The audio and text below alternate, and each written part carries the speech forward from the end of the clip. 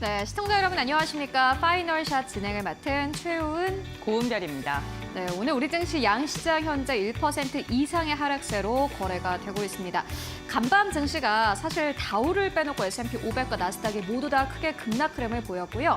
이뿐만이 아니라 나스닥 200 지수도 역시나 마찬가지로 큰 폭으로 하락하면서 거래 마감했습니다. 이러한 상황 속에서 우리 증시 문을 열 수밖에 없었는데 코스피가 2,900선 도달하나 했더니 현재 일주일 만에 60포인트 이상 빠지면서 2,800선까지 빠졌습니다. 다만 코스닥 내에서는 외국인들이 매수 우위로 점하고 있는 게 그나마 시장에 좀 희망이다라고 할 수 있을 것 같습니다. 네, 그렇습니다. 지금 밖에서 내리는 비처럼 우리 시장도 파랗게 흘러내리고 있는 모습이 나타나고 있는데요. 2년 5개월 만에 힘겹게 올라갔던 2,800까지 위협을 받으면서 이제 우리 시장 또 어떻게 대응해야 될지 투자자분들께서 좀 궁금증 많이 갖고 계실 것 같습니다. 가장 먼저 우리 시장을 이렇게 요동치게 만든 원인, 최우은 앵커가 전해드립니다. 네, 먼저 반도체 관련 기업들 함께 만나보고 가도록 하겠습니다. 오늘은 검은 목요일이라고 불러도 될 것 같습니다. 간밤 증시에서 필라델피아 반도체 지수가 무려 7% 가깝게 하락하면서 거래 마감했습니다. 그러니까 이 말은 반도체 기업들이 기본적으로 7% 이상 빠졌다고 해석을 해볼 수 있을 것 같은데요. 이에 대해서 외신 측에서는 이 간밤은 검은 수요일이었다라고 표현을 하게 됐습니다. 이렇기 때문에 우리 증시는 영향을 받으면서 목요일 증시에서 관련된 기업들이 일제 급락 흐름을 보여주고 있는 상황입니다. 보시다시피 ASML이 간밤에 주식 예탁 증서가 12% 이상 급락 흐름을 보였습니다. 엔비디아도 역시나 마찬가지로 6% 이상 하락세를 보였고요. 그리고 어제부터 오늘까지 삼성전자, SK하이닉스 큰 폭으로 떨어지고 있는 상황입니다. 삼성전자 1% 이상의 하락세, SK하이닉스 어제장에서 5% 이상 급락 흐름을 보였는데 오늘 추가 하락세 이어지고 있습니다. 사실 반발 매수세가 들어오지 않을까 하는 기대감이 있었지만 간밤 증시 여파를 그대로 반영을 했습니다. 이유는 두 가지였습니다. 바이든 행정부가 대중 반도체 제재를 더욱 강화할 것이다라는 보도가 나왔기 때문입니다. 간밤에 블룸버그 통신에서 이와 같은 보도를 했고요. 이 보도가 나오자마자 개장 전부터 뉴욕 증시에서는 관련주들이 일제 급락 흐름을 보이기도 했습니다. 특히나 ASML을 직접적으로 또 겨냥을 하기도 했는데요. 매출 절반 이상이 현재 ASML 같은 경우는 중국에서 나오고 있습니다. 미국이 직접적으로 대중에 대한 제재를 했음에도 불구하고 ASML은 계속해서 중국에 이 장비를 판매해오고 있었던 겁니다. 그렇기 때문에 이 바이든 행정부가 ASML과 같은 기업들에게 제재를 할 것이다라는 보도가 나왔습니다. 이 관련된 기업들이 일제 급락 흐름을 보여주기도 했고요. 그리고 트럼프 전 대통령은 대만이 미국에 무임승차했다라는 다소 강경한 발언을 내놓기도 했습니다. 그들은 우리에게서 반도체 산업을 빼앗아갔다. 라고 표현을 하면서 관련된 기업들이 일제 투자 심리가 크게 무너지는 상황이었습니다. 미국 정부가 제재를 하게 되면 아무래도 중국 쪽에 가는 매출이 줄어들 것이기 때문에 이에 대한 우려감이 커졌고요. CFRA 측에서는 바이든 대통령과 트럼프 모두 다 대중 반도체 수출에 강경한 입장을 취할 것으로 예상된다라는 투자 의견을 제시하기도 했습니다. 그렇다면 미국 내에 포진되어 있는 많은 반도체 기업들 당연히 매출이 줄어들 테고 이러한 미국의 반도체 기업들을 수출하는 한국 기업들도 역시나 마찬가지로 피해를 볼 수밖에 없는 상황이 되는 겁니다. 그렇기 때문에 반도체주들은 계속해서 좀 따라가 보실 필요가 있을 것 같은데요. 다만 반도체 기업들이 이렇게 내려가는데 지금까지 움직이지 않았던 바이오 기업들 중심으로 다시 한번 매수세가 아주 강력하게 들어오고 있습니다. 외국인 기관 투자자 너나 할 것 없이 모두 다 최근 들어서 바이오 기업들을 아주 적극적으로 사고 있는 상황입니다. 특히나 트럼프 전 대통령이 과거 의약품 규제 완화 및 수입 확대에 대한 의지를 다시 한번 내비치면서 관련된 기업들 현재 기대감 커지고 있는 상황입니다. 트럼프 전 대통령은 시장 경쟁을 유도를 해서 약가 인하를 유도하고 있는 상황입니다. 바이든 대통령 대비해서 우호적인 입장을 취하고 있기 때문에 바이오 기업들에 대한 매출 증대 기대감이 나올 수밖에 없는 상황이고요. 트럼프 전 대통령의 대선 공약은 저가 의약품 수입 선호 정책이 포함이 되어 있습니다. 바이오 시밀러 업계에게는 새로운 모멘텀이 될 것이다라는 기대감 나오고 있습니다. 그리고 트럼프 전 대통령은 중국에게 관세 60에서 100%를 부과하겠다라고 발표를 했는데 그렇다면 중국 내 바이오 시밀러 기업들이 수출을 못하게 되고 한국 기업들이 수혜를 받을 것이다라는 기대감이 강하게 나오고 있는 겁니다. 메리츠증권 측에서는 삼성 바이오로직스, 셀트리온, 프레스티지 바이오파마 등 CDMO 기업들에게는 수혜일 것이고 삼천당제약, 한호용 바이오파마 그리고 바이오시밀러 기업에게도 수혜를 줄 것이다 라는 기대감을 현재 내비치기도 했습니다. 그렇다면 삼성 바이오로직스에 대해서 증권가에서는 어떻게 보고 있을까요? 이어서 만나보도록 하겠습니다. 사실 업계에서는 그 어떤 바이오 기업들보다도 삼성 바이오로직스에게 큰 기대를 걸고 있는 상황입니다. 미래에셋증권 측에서는 바이오로직스가 이제 곧 박스권을 돌파할 것이다라는 기대감을 내비치기도 했습니다. 삼성 바이오로직스 물론 트럼프 전 대통령의 정책에 따라서 수혜를 볼 수도 있겠지만은 무엇보다 실적이 잘 나오고 있기 때문에 이에 대한 수혜감이 있을 수 있다라는 의견을 냈는데요. 수주 실적이 기업 가치 상승의 동력이 될 것이다라는 투자 의견을 제시를 했습니다. 보시다시피 계속해서 수주는 늘어나고 있는 상황이고 이에 따라서 주가도 함께 우상향 곡선을 그려줄 것이다라는 기대감이 강력하게 나오고 있는 겁니다. 삼성 바이오로직스의 실적 상황을 조금 더 자세하게 만나보도록 하겠습니다. 삼바 같은 경우에는 코로나 전 연간 수주액이 3억 달러 규모였습니다. 그런데 코로나를 지나면서 이 수주액이 무려 7배 규모로 성장을 하게 됐습니다. 2024년, 그러니까 올해에는 전체 수주 규모가 40억 달러가 가능할 것이다라는 평가 나오고 있는데요. 앞으로는 완전 다른 실적을 달성할 가능성이 커지고 있다라는 투자 의견들 제시가 되고 있고요. 그런데 그것에 반해서 주가는 계속해서 박스권에 머물고 있는 상황입니다. 수주액은 거의 7배 가량 늘어났는데 주가는 그만큼 늘어나지 못했기 때문에 이제는 이 박스권을 돌파할 트리거가 될 것이다라는 투자 의견이 나왔고요. 그리고 대규모 캐파 상업 생산의 항체 의약품의 아웃소싱 수요 지속도 증가하고 있기 때문에 이에 대한 기대감도 커지고 있다라는 의견 나오고 있습니다. 이제 2분기 실적 발표를 얼마 남겨두지 않은 상황인데 2024년 2분기 매출액은 8,072억 원대로 전망이 되고 있습니다. 컨센서스 대비해서 9% 가깝게 상회하는 수치이기도 한데요. 그렇기 때문에 이렇게 바이오 기업들 함께 잘 살펴보시는 게 중요해 보입니다. 그렇다면 다음 시그널 이어서 고은별 앵커와 함께 만나보시죠. 네, 시장의 분위기가 좋지 않습니다. 그러다 보니까 투자자들도 투자처를 찾기가 막막한 상황입니다. 지금 증시 대기 자금이 역대 최대 수준으로 늘어난 상황이라고 하는데요. CNA 잔고는 물론이고 MLF 잔고까지도 지금 끊임없이 올라가고 있는 상황입니다. 이 두 가지는 대표적인 증시 대기 자금으로 꼽히는 상품입니다. CMA 같은 경우 잔고가 86조를 돌파했습니다. 올해 들어서만 12조가량이 늘어난 것으로 확인되고 있는데요. 지난 9일에는 86조 3천억 원까지 도달하면서 지금 집계가 된 이래 가장 많은 금액이 대기자금으로 쌓여 있는 것으로 확인되고 있습니다. 증권사가 투자자에게 자금을 받아서 단기 금융상품에 투자를 하고 그에 대한 발생 수익을 투자자에게 지급하는 금융상품을 뜻하는데요. 다만 이 투자자 입장에서는 입출금이 굉장히 자유롭고요. 하루만 맡겨도 이자를 주기 때문에 마땅한 투자처를 찾지 못했을 때 맡겨놓는 그러한 증시 상품으로 사용을 하고 있습니다. 이와 함께 MLF 역시나 지난달 말 205조까지 올라서는 모습이 나타났습니다. 올해 초만 하더라도 171조였는데요. 1월 달부터 2월 달이 됐을 때 급격하게 늘어나다가 지금 횡보 장세를 이어갔었고요. 다시금 200조를 돌파하는 데 성공을 한 것입니다.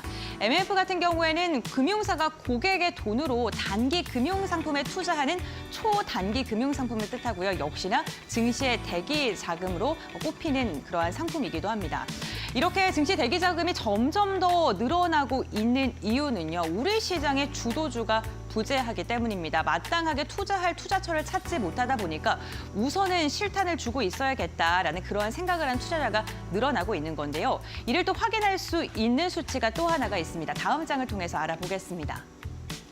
네, 이달의 잔고 금액이 좀 지속적으로 늘어나고 있는데 투자자 예탁금이 증가하고 있다고 합니다. 투자자 예탁금 같은 경우에는 56조를 돌파하면서 한 달 전보다 2조 4천억 원가량이 늘어난 것으로 확인되고 있는데요. 투자자 예탁금은 주식을 매도하고 이 매도하고 남은 금액을 다시 투자하지 않고 고스란히 증권 계좌에 남겨두는 그러한 금액을 말합니다.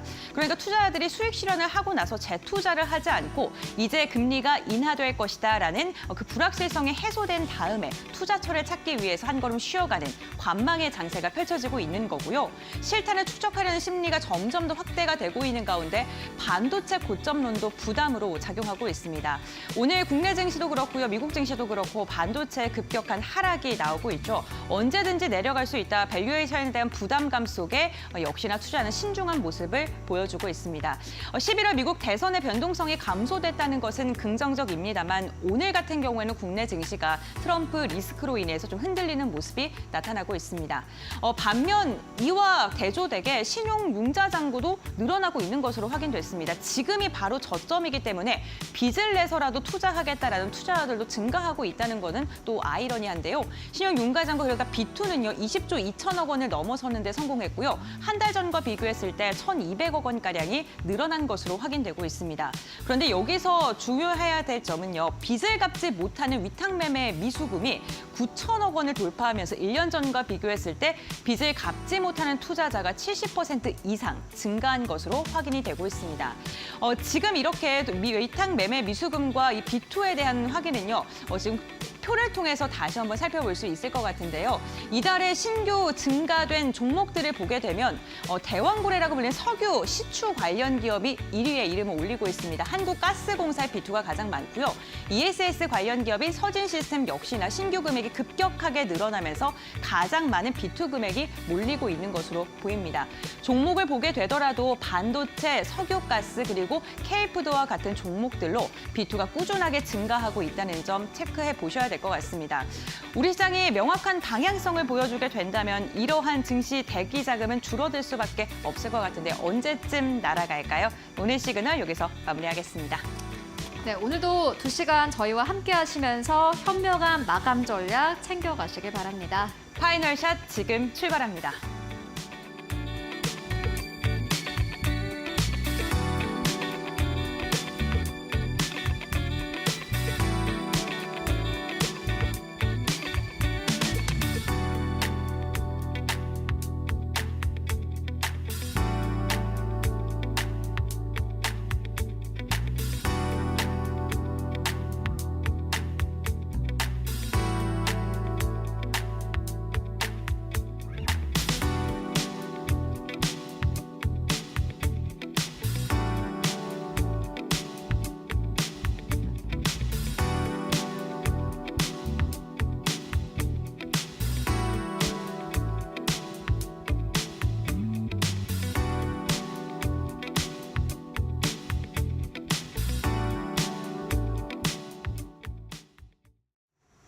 네, 목요일장 오후장 투자 전략 세워보겠습니다. 이데일리온의 윤한식 파트너와 알아보겠습니다.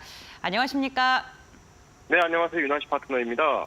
네, 오후장 갈수록 우리 시장 여전히 좀 맥을 못 추는 모습이 나타나고 있는데요. 어떻게 시장 보고 계십니까?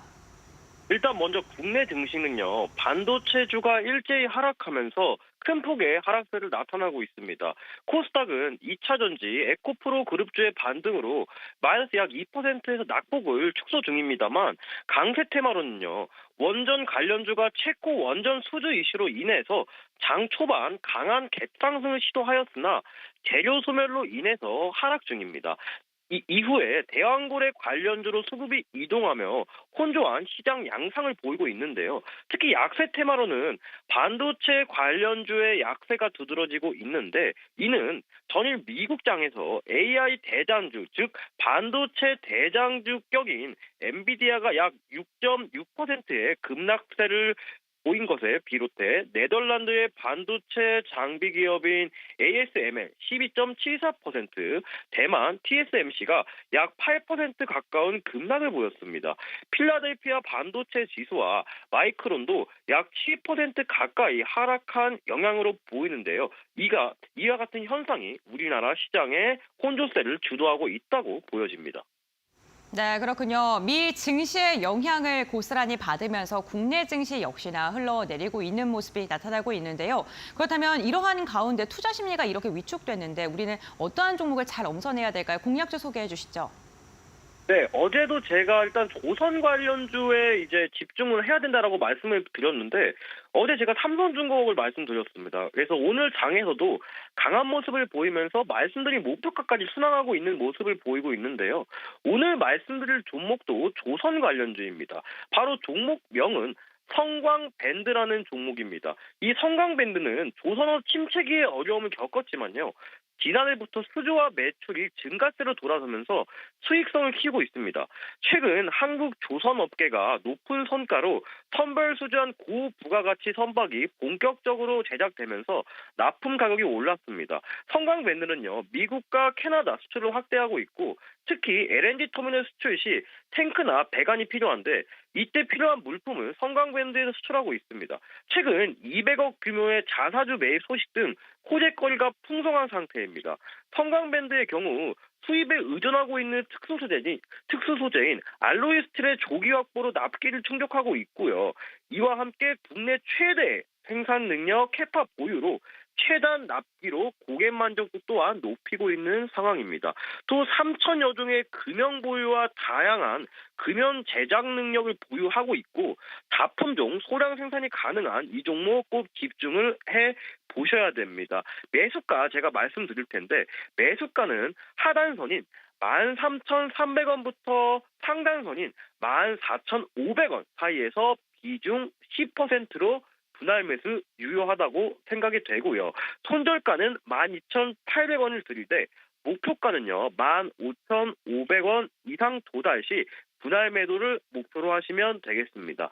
현재 기술적 분석상 이때까지 오래도록 이어왔던 일봉상 박스권을 장대 양봉, 즉 강력한 양봉으로 뚫어준 흐름이 포착되기 때문에 앞으로 이 조선 관련주의 강세와 맞물려서 충분히 성광밴드도 강한 상승 추세를 이어갈 수 있을 거라고 판단이 됩니다. 이상입니다. 네, 알겠습니다. 오늘 말씀 여기까지 듣겠습니다. 고맙습니다. 네, 감사합니다. 네, 어제는 조선 3사 중에 한 종목을 언급해 주셨고 오늘 같은 경우에는 기자재 종목을 선정을 해주셨습니다. 성광밴드 말씀해 주셨고요. 조선주에 대한 긍정적인 전망 지속적으로 나오고 있습니다. 투자 포인트 참고해 보시면 좋을 것 같습니다. 이와 함께 오늘 외국인과 기관의 수급 방향성 알아보도록 하겠습니다. 최은 앵커가 전해드립니다. 네, 현재 이 시간 외국인 투자자들의 순매수 흐름 먼저 만나보도록 하겠습니다. 먼저 오늘 외국인 투자자들은 삼성 계열사들을 일제히 매수하고 있는 흐름 현재 나타나고 있습니다. 먼저 첫 번째로는 삼성전자, 두 번째로는 삼성중공업 올라와 있고요. 네 번째로는 우선주 그리고 삼성전기까지 오늘 외국인들 폭풍 매수하고 있습니다. 하나 에어로스페이스가 세 번째로 이름 올리고 있고요. 매도하는 기업들 살펴보면은 가장 첫 번째로 SK 하이닉스 올라와 있습니다. 두 번째로는 두산 에너빌리티, 세 번째로는 SK 이노베이션, 네 번째로는 HD 현대 일렉트릭, 그리고 다섯 번째로는 SK 올라와 있는데 어제 시장에서는 외국인 투자자들이 SK 계열사들을 매수했지만 오늘 시장에서 바로 매도로 돌아선 모습을 확인할 수 있고요. 이어서 코스닥 쪽의 수급 흐름 함께 만나보도록 하겠습니다. 네, 오늘 코스닥 안에서는 에코프로를 외국인 투자자들이 가장 많이 매수하고 있습니다. 두 번째로는 삼천당제약, 세 번째로는 에코프로 BM, 네 번째로는 엔캠, 그리고 다섯 번째로는 HLB 올라와 있고요. 매도하는 기업들 살펴보면은 테크윙을 오늘 코스닥 시장 안에서 외국인 투자자들이 가장 많이 매도하고 있습니다. 반도체 쪽으로 외국인 투자자들 좀 빠져나가고 있는 모습 현재 포착되고 있고, 두 번째로는 알테오젠, 세 번째 오늘도 외국인 투자자들은 HPSP 매도 흐름 나타내고 있습니다. 네 번째로는 펩트론, 다섯 번째로는 넥센게임즈 올라와 있는데요. 기관 투자자들은 어떨까요? 먼저 기관 투자자, 오늘 코스피 안에서의 수급입니다. 삼성전자 가장 많이 매수하고 있고 SK하이닉스 두 번째로 이름 올리고 있습니다. 세 번째로는 아모레퍼시픽, 네 번째로는 SK텔레콤, 다섯 번째로는 LIG 넥스원 올라와 있고요. 매도하는 기업들 살펴보니까 두산 에너빌리티 가장 첫 번째로 이름 올리고 있습니다. 두 번째로는 현대차, 세 번째로는 한전 KPS, 네 번째로는 한전기술, 다섯 번째로는 대우건설 올라와 있습니다. 뚜렷한 연속성은 보이지 않고 있는 상황입니다만은 기관 투자자들, 외국인 투자자와 다르게 SK하이닉스도 계속해서 줄매수하는 흐름 보여주고 있고요. 이어서 코스닥 흐름 함께 만나보시죠. 네, 오늘 코스닥 안에서 기관 투자자들은 테크윙을 가장 많이 매수하고 있습니다. 확실히 외국인과 다르죠. 그리고 두 번째로는 VT, 세 번째로는 에코프로 BM 올라와 있는데 외국인과 기관 투자자들이 최근 들어서 에코프로 계열사들의 쌍끌이 매수하고 있습니다. 네 번째로는 원익 QNC, 그리고 다섯 번째로는 TCK 올라와 있고요. 매도하는 기업들 살펴보면 우리 기술 가장 첫 번째로 이름 올리고 있습니다. 두 번째로는 알테오젠, 세 번째로는 재룡전기, 네 번째로는 에이직랜드, 다섯 번째로는 LS 마린솔루션 올라와 있습니다. 지금까지 수급 상황 함께 살펴보고 왔습니다. 네, 그럼 어떤 수급적인 특징이 우리 시장 또 이야기하고 있는지 신일섭 전문위원과 함께 이야기 나눠보겠습니다. 안녕하십니까? 네, 안녕하세요. 네, 반갑습니다. 오늘도 세 가지 종목 수급픽에 대한 이야기를 나눠볼 텐데요. 우선 첫 번째 종목으로 한전기술 들고 오셨습니다. 앞서서 최현 앵커가 그 기관의 매도 코스피 물량을 봤는데 1위부터 5위권 중에서 네 종목이 원전 기업이더라고요. 네, 좀 차익 매도 나오는 것 같은데 어떠한 부분 좀 집중적으로 보고 계십니까? 근데 지금 너무 장대 음봉이 나오고 있네요. 네. 엄청, 굉장히 많이 밀려서 네. 지금 좀 힘이 많이 빠졌네요. 음봉이 길게 나온다는 건 오늘 아침에 갭 상승이 굉장히 크게 나왔는데 그 갭 상승한 부분부터 그냥 쫙 밀려가지고 윗꼬리를 단 기다란 음봉으로 변신을 한 거거든요, 지금. 그래서 지금 거의 뭐 한전 KPS 같은 경우에는 거의 보합 가까운 지금 수준까지 내려가 버렸네요. 지금 가장 지금 저 초반에 상승률이 높았던 게 한전산업이거든요. 한전산업은 그래도 17%를 유지하고 있어요. 지금 여기서도 1등주를 가져가야 되는 게 이것 때문이거든요. 이게 지금 상한가를 갔다가 이것도 뭐 거의 반토막이죠. 상한가에 만약 샀으면 30%에서 17%가 깎이니까 네. 이게 2등주가 한전기술이었어요. 한전기술도 28.07을 갖다가 6.40.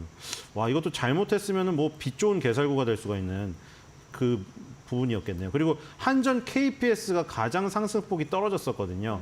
26.20. 그렇죠? 순서대로죠. 한전산업은 상한가, 그다음에 한전기술은 28%, 한전 KPS는 26%. 이게 순서가 1%, 2% 차이인데 그 순위가 구별되었던 게 지금 이렇게 차이가 난 거예요. 1, 2% 차이가 났었는데 올라갔을 때는 어쨌든 1, 2, 3등의 결과가 지금 3등 같은 경우에는 하락폭이 거의 23%가 나와버렸습니다. 그래서 그 부분이 좀 아쉬운 부분이고 한전기술은 이제 두 번째였죠. 한전산업과 한전 KPS 사이에 끼어 있었는데 뭐 내용이야 사실 많이 나왔지만 일단은 그 4기를 건설을 할 건데 2기는 확실치는 않은 거고 일단 2기는 확실히 두코바니 지역하고 지금 테멜린 지역으로 나뉘어 있잖아요.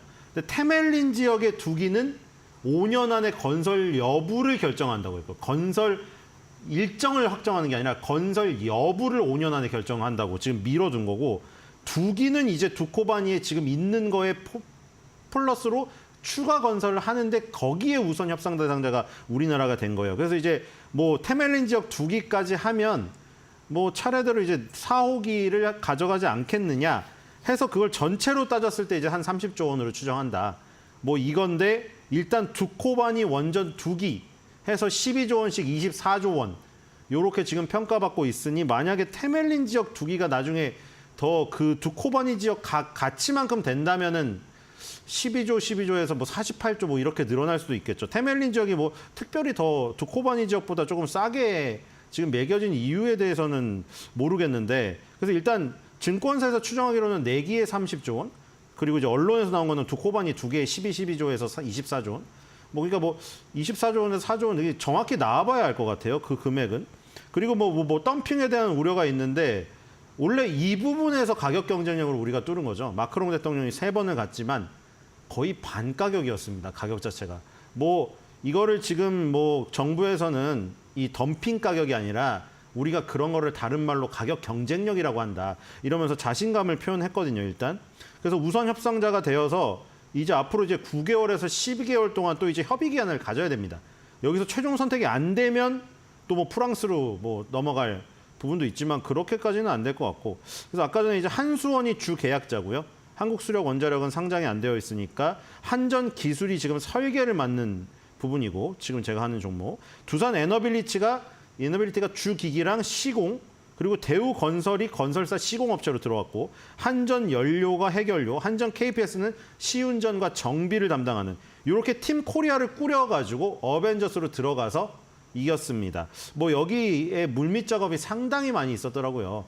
여기 현재 미리 가가지고 어떤 문화적인 뭐 작업이라든가 스포츠 팀에 대한 뭐 지원이라든가 이런 거를 계속하면서 정부가 협상을 하는 동안도 기업들이 또 들어가가지고 굉장히 계속해서 푸시를 했더라고요.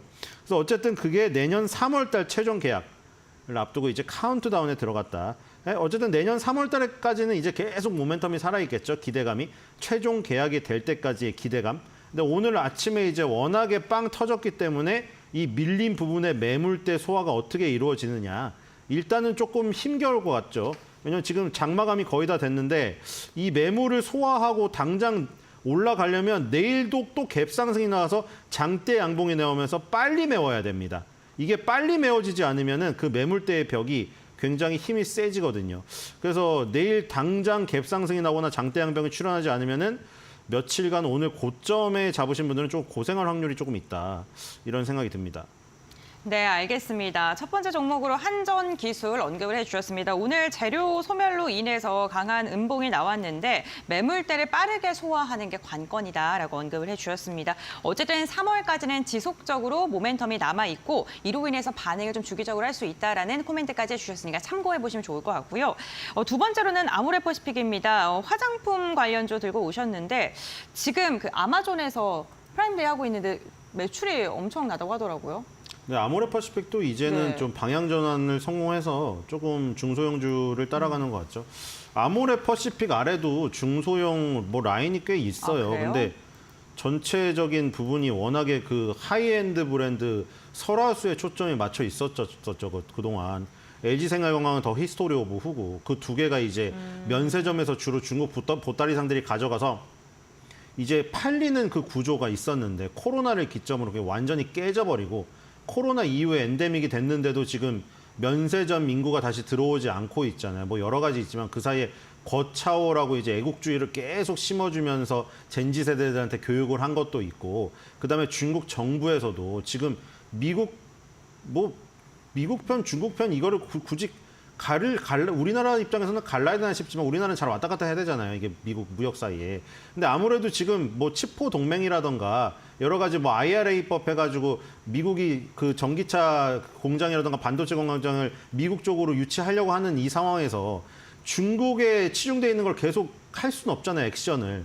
그러다 보니까 서로 밀어내는 거죠. 서로. 중국도 우리나라 거를 밀어내고 우리나라도 어쩔 수 없이 중국을 좀 밀어내는 부분이 있고 중국, 러시아를.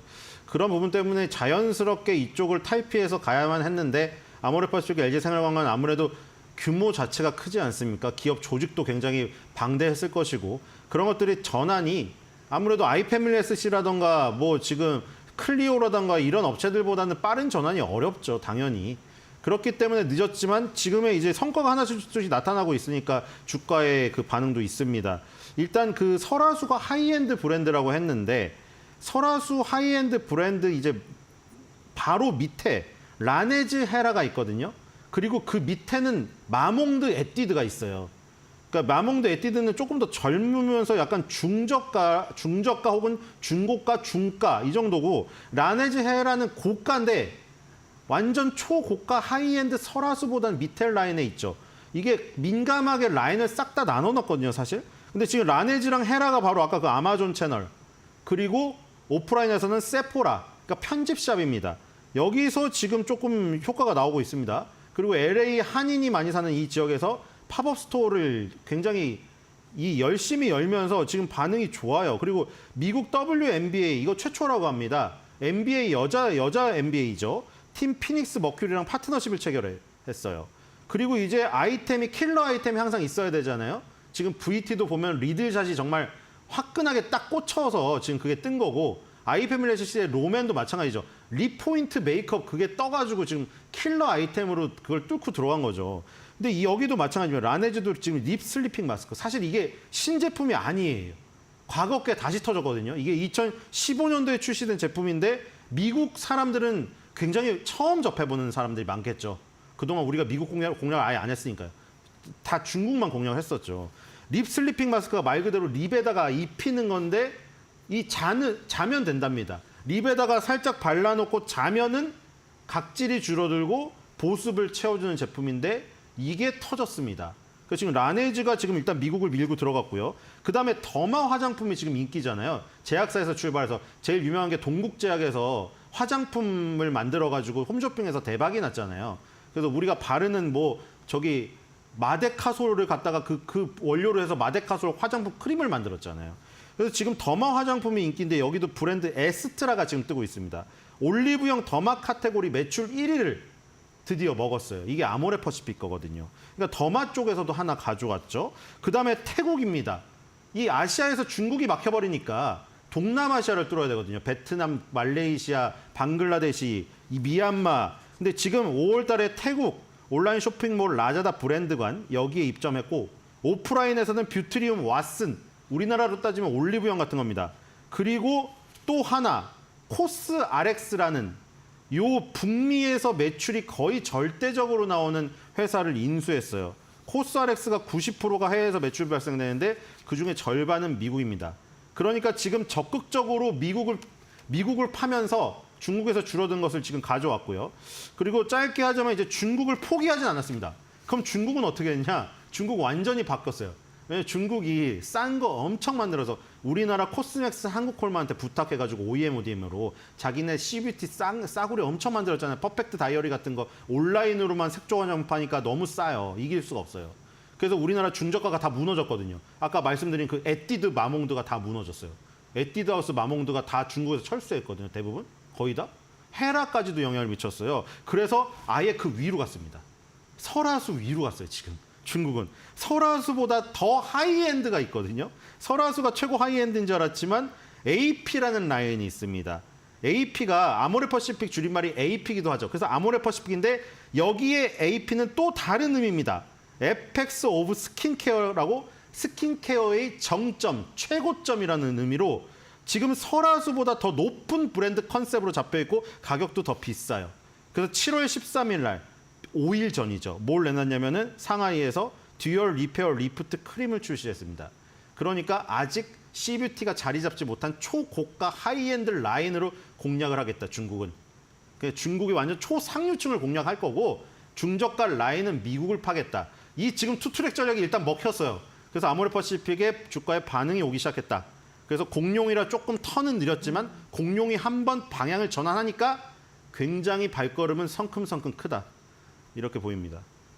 네, 알겠습니다. 두 번째 소그픽으로 아모레퍼시픽 이야기해 주셨습니다. 투트랙 전략으로 인해서 중국과 미국 시장을 모두 다 공략하기 위해 지금 나서고 있다라면서 긍정적인 포인트 잡아주셨으니까 참고해 보시면 좋을 것 같습니다. 그다음에 세 번째 종목 들어보겠습니다. 어떤 종목일까요?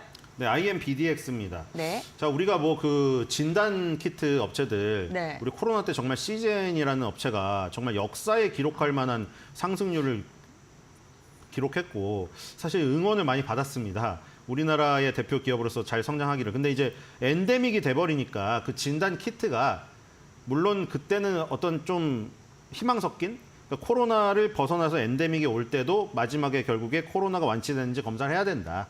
지금 뭐 바이든도 코로나 또 걸렸잖아요. 그래서 그런 수요가 있고 그다음에 뭐 기본적으로 일반 질병에 대한 거 뭐 간이나 뭐 이런 쪽 다른 것도 개발하고 있으니 뭐 좋지 않겠느냐 했는데 그 임팩트가 너무 셌던 거죠. 코로나 진단 키트라는 게 없어져 버리니까. 그러다 보니까 이제 암으로 이게 간 거죠. 바이든이 말했잖아요. 바이든 장남이 장남인가 차남이 뇌암으로 옛날에 죽었거든요. 그래서 화이자를 찾아갔을 때 이제 만약에 이 코로나가 지나고 나면 암에 대해서 신경 써달라 이런 얘기를 했어요. 자기 아들이 그렇게 됐으니까. 그래서 자연스럽게 우리가 코로나의 그 치료제를 만들던 화이자 중심에서 지금 뭐 머크나 아스트라제네카 같이 암 치료제를 만드는 이쪽으로 옮겨갔죠. 물론 비만 치료제 쪽도 있지만. 그러니까 지금 여기 진단키트도 똑같거든요. 코로나 중심의 화이자라던가 모더나가 뜰 때의 상황에서는 시젠 같은 코로나 진단키트 업체가 떴다가 지금 같은 경우에는 이제 뭐 비소세포폐암 관련해서 머크의 키트로다나 아스트라제네카의 스타그리소 거기서 더 발전된 ADC 암 치료제 이런 쪽으로 포커스가 맞춰지다 보니까 코로나도 지났고 암 진단 키트로 자연스럽게 지금 흐름이 넘어가는 그러니까 메인이 넘어가면은 진단키트도 따라 넘어가잖아요, 전장이. 지금 그런 식이 됐어요. 그래서 IMBDX는 암 액체 생검 전문 기업입니다. 액체 생검이란 게 이제 혈액을 갖고 한다고 해서 액체 생검이고, 암을 원래 검사할 때는 조직을 떼가지고 돌려서 보는 조직 생검 아니면 CT, MRI, 내시경 이런 걸로 보잖아요.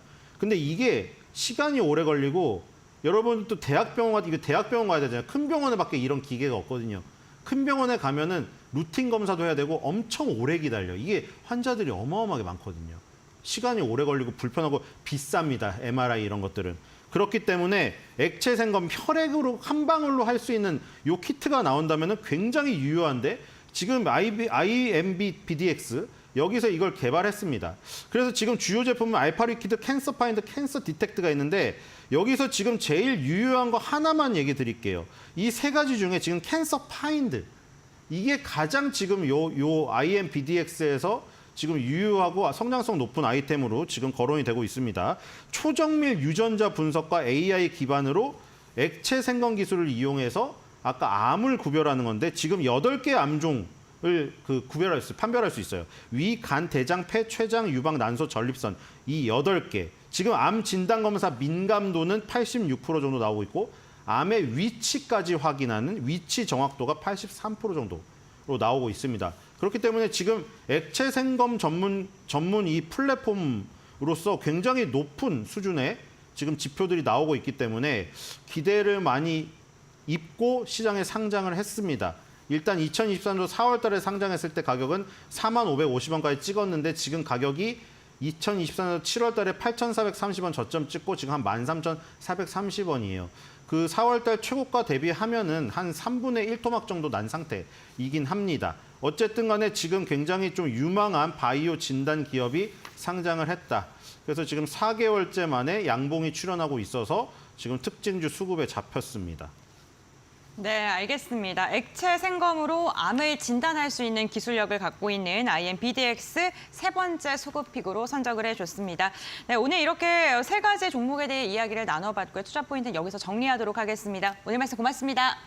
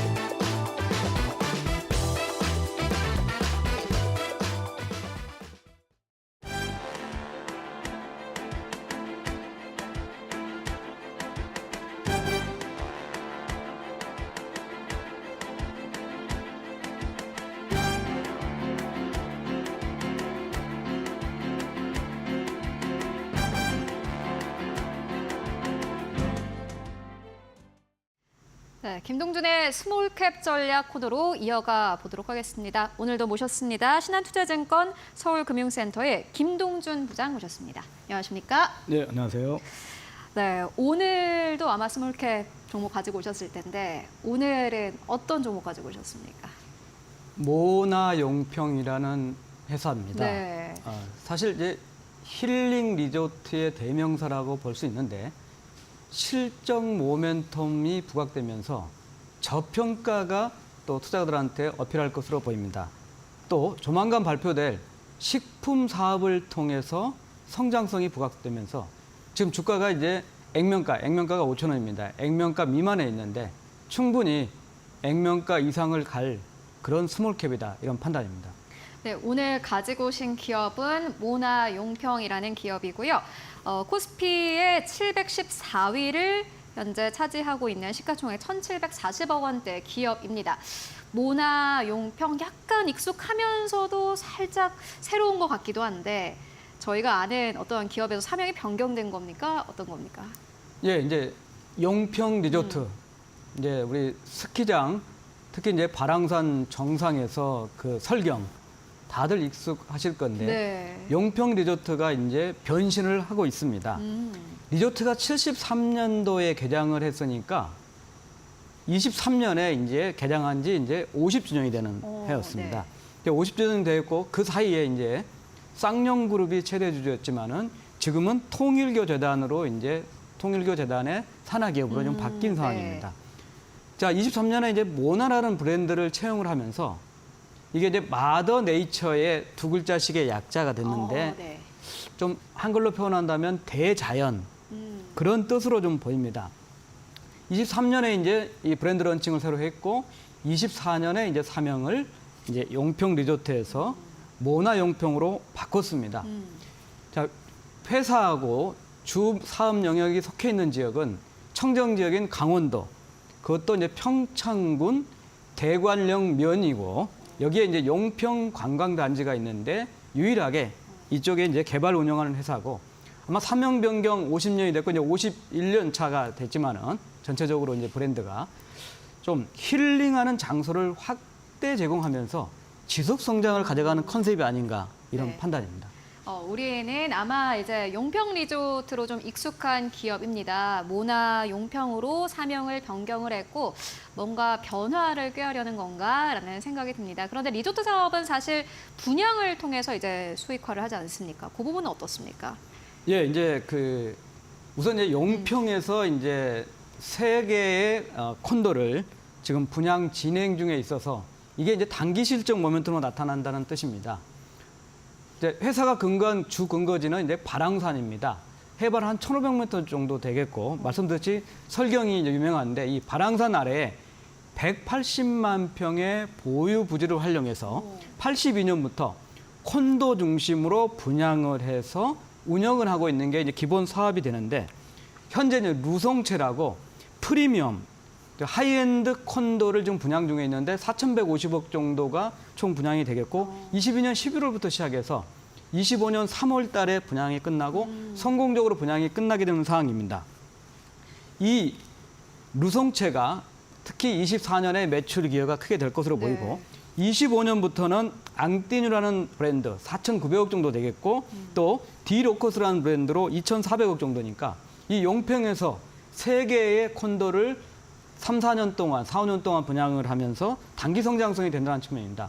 두 번째는 이제 용평 외로 체인화를 좀 시도를 하고 있는데 현재 결정된 거는 26년에 전북 고창에 콘도하고 인공 래프팅 시설 약 한 2,500억 정도가 되겠고 우리나라의 해안 지역에 전체적으로 전국 체인화를 시도하고 있습니다.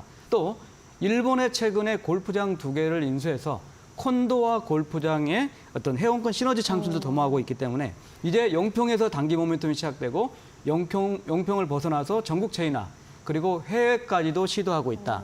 이게 사명 변경과 연계되는 지금 보는 모나 용평의 시점이라는 판단입니다. 용평 리조트 부장님은 가보셨나요? 예, 여러 번 가봤죠. 어떻게 좀 힐링이 되던가요?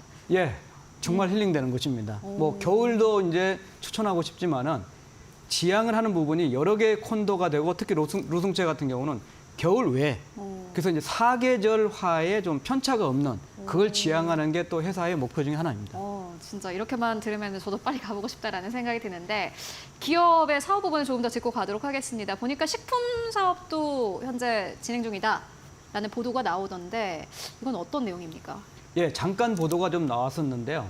현재 이제 PB 상품식으로 청정 지역의 상품을 하고 있습니다. 그러니까 자연 치유 식품이라고 해가지고 김치, 뭐 빵, 그리고 뭐 막걸리 수국차까지 되어 있는데 이제 이번 주, 그러니까 7월 중순에 회사가 이 식품 사업을 별도 법인을 설립해서 키울 거다고 발표를 했습니다. 네. 그러면 7월 중순이면 이번 주까지가 7월 중순이, 그렇죠. 다음 주부터 하순이 되기 때문에 어. 아마 조만간 나타날 건데 현재 나타나고 있는 부분은 모나 용평의 지분율은 51%다.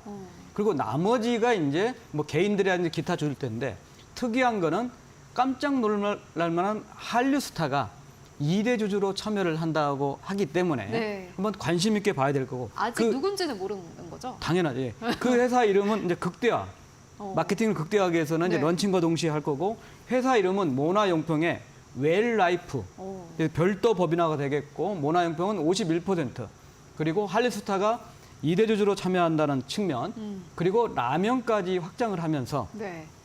좀 식품도 다각화되지만은 특히 라면은 김치는 또 해외 쪽에 그죠. 크기 때문에 아. K푸드의 열풍에 동참도 한다 하는 거고 뭐 2, 3일 남은 이번 주 내에 이게 이제 언론을 통해서 런칭이 되고 본격적으로 마케팅이 된다면은 충분히 이 회사의 또 가치나 방향성, 모멘텀을 주지 않을까 뭐 이런 판단입니다. 네, 모나용평이 이제 식품 사업을 진행을 하고 굉장히 또 특이하게 2대 주주가 한류스타라고 하니 이 부분은 언론에서 또 어떻게 나오는지 그리고 이 발표된 내용으로 주가가 어떻게 움직일지를 함께 체크해보는 것도 시장을 보는 한 가지 포인트가 될 것 같습니다. 이어서 가장 중요한 이야기 해보도록 하겠습니다. 그렇다면은 실적은 어느 정도입니까? 예, 이제 실적은 특성이 꾸준히 연간 발생할 수 있는 운영 부분이 있고 네. 분양 부분, 수익성이 대단히 우한 분양 부분이 있겠습니다. 우선 운영 사업의 경우에는 23년에 5년 만에 영업이익 흑자를 기록했습니다. 이제 어느 정도 규모의 경제를 갖췄기 때문에 이익 규모는 크지는 않겠지만 이제 흑자 체제를 구축했다. 네. 그리고 지금의 콘도들 분양 추이가 효과가 나타나는 26년부터는 운영 부분의 매출과 이익 기여도가 커질 거다는 겁니다. 이제 단기 실적하고 중기 실적에 크게 영향을 미치는 분양 쪽 매출을 보겠습니다.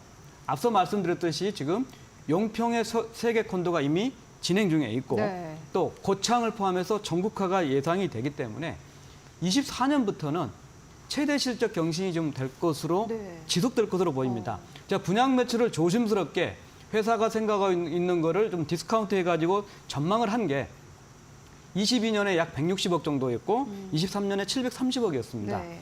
제가 추정하는 분양 매출은 24년에 1960억, 그리고 25년에 2052억, 26년에는 2850억 정도.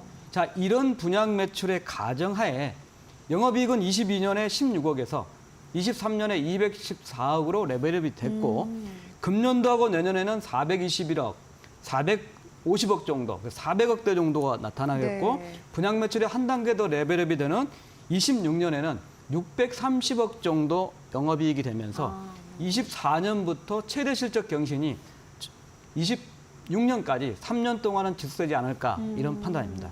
아무래도 실적이 지속해서 증가하고 있다는 부분이 굉장히 긍정적일 것 같습니다. 특히나 분양 매출 같은 경우에는 2022년도에 156억 원대였는데 추정하건대 2026년이 되면은 2,850억 원대까지 올라갈 것이다라는 부분을 함께 짚고 왔습니다.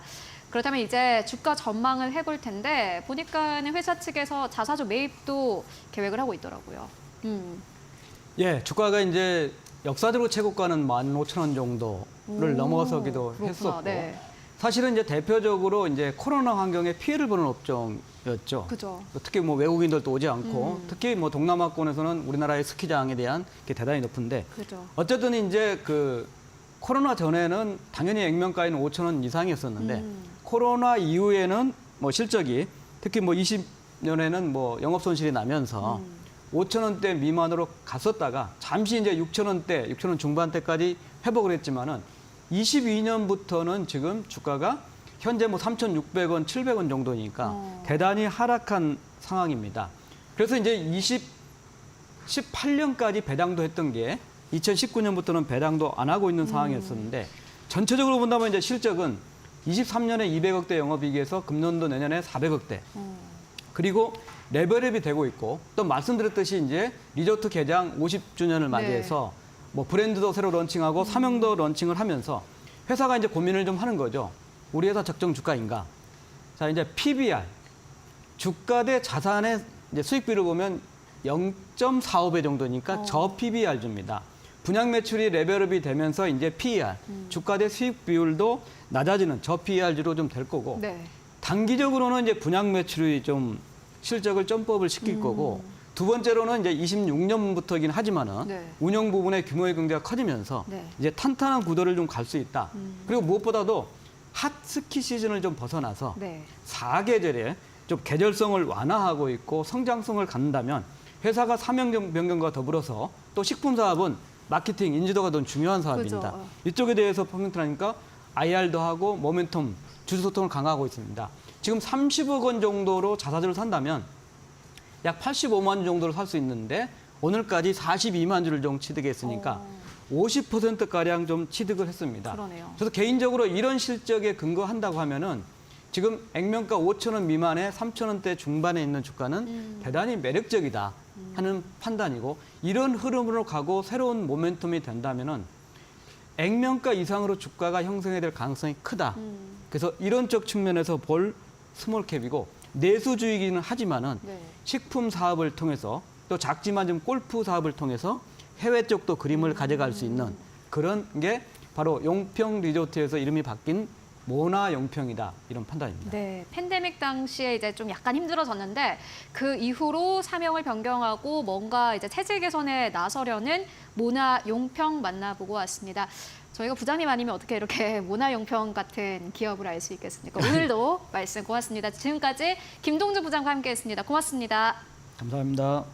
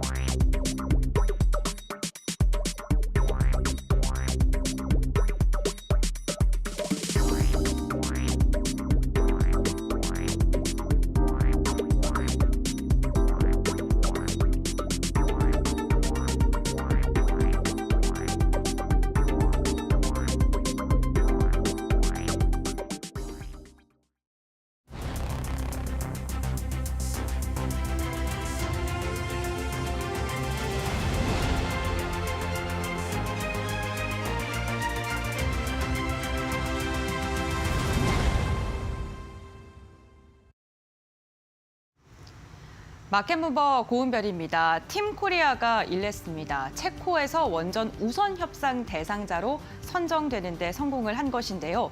긴 시간 공을 들여왔던 우선 협상 대상자 선정에 오늘 많은 분들의 투자자들의 눈과 귀가 쏠리셨을 것 같습니다. 체코 원전 사업의 개요를 함께 확인을 해보면요. 두 곳에 총 4기를 지금 우선협상 대상자를 선정하겠다라는 이야기를 했었습니다. 규모는 약 30조가량으로 추산이 됐었고요. 우리나라는 팀 코리아라는 이름으로 여러 기업들이 함께 손을 잡고 수주전에 참가를 했습니다.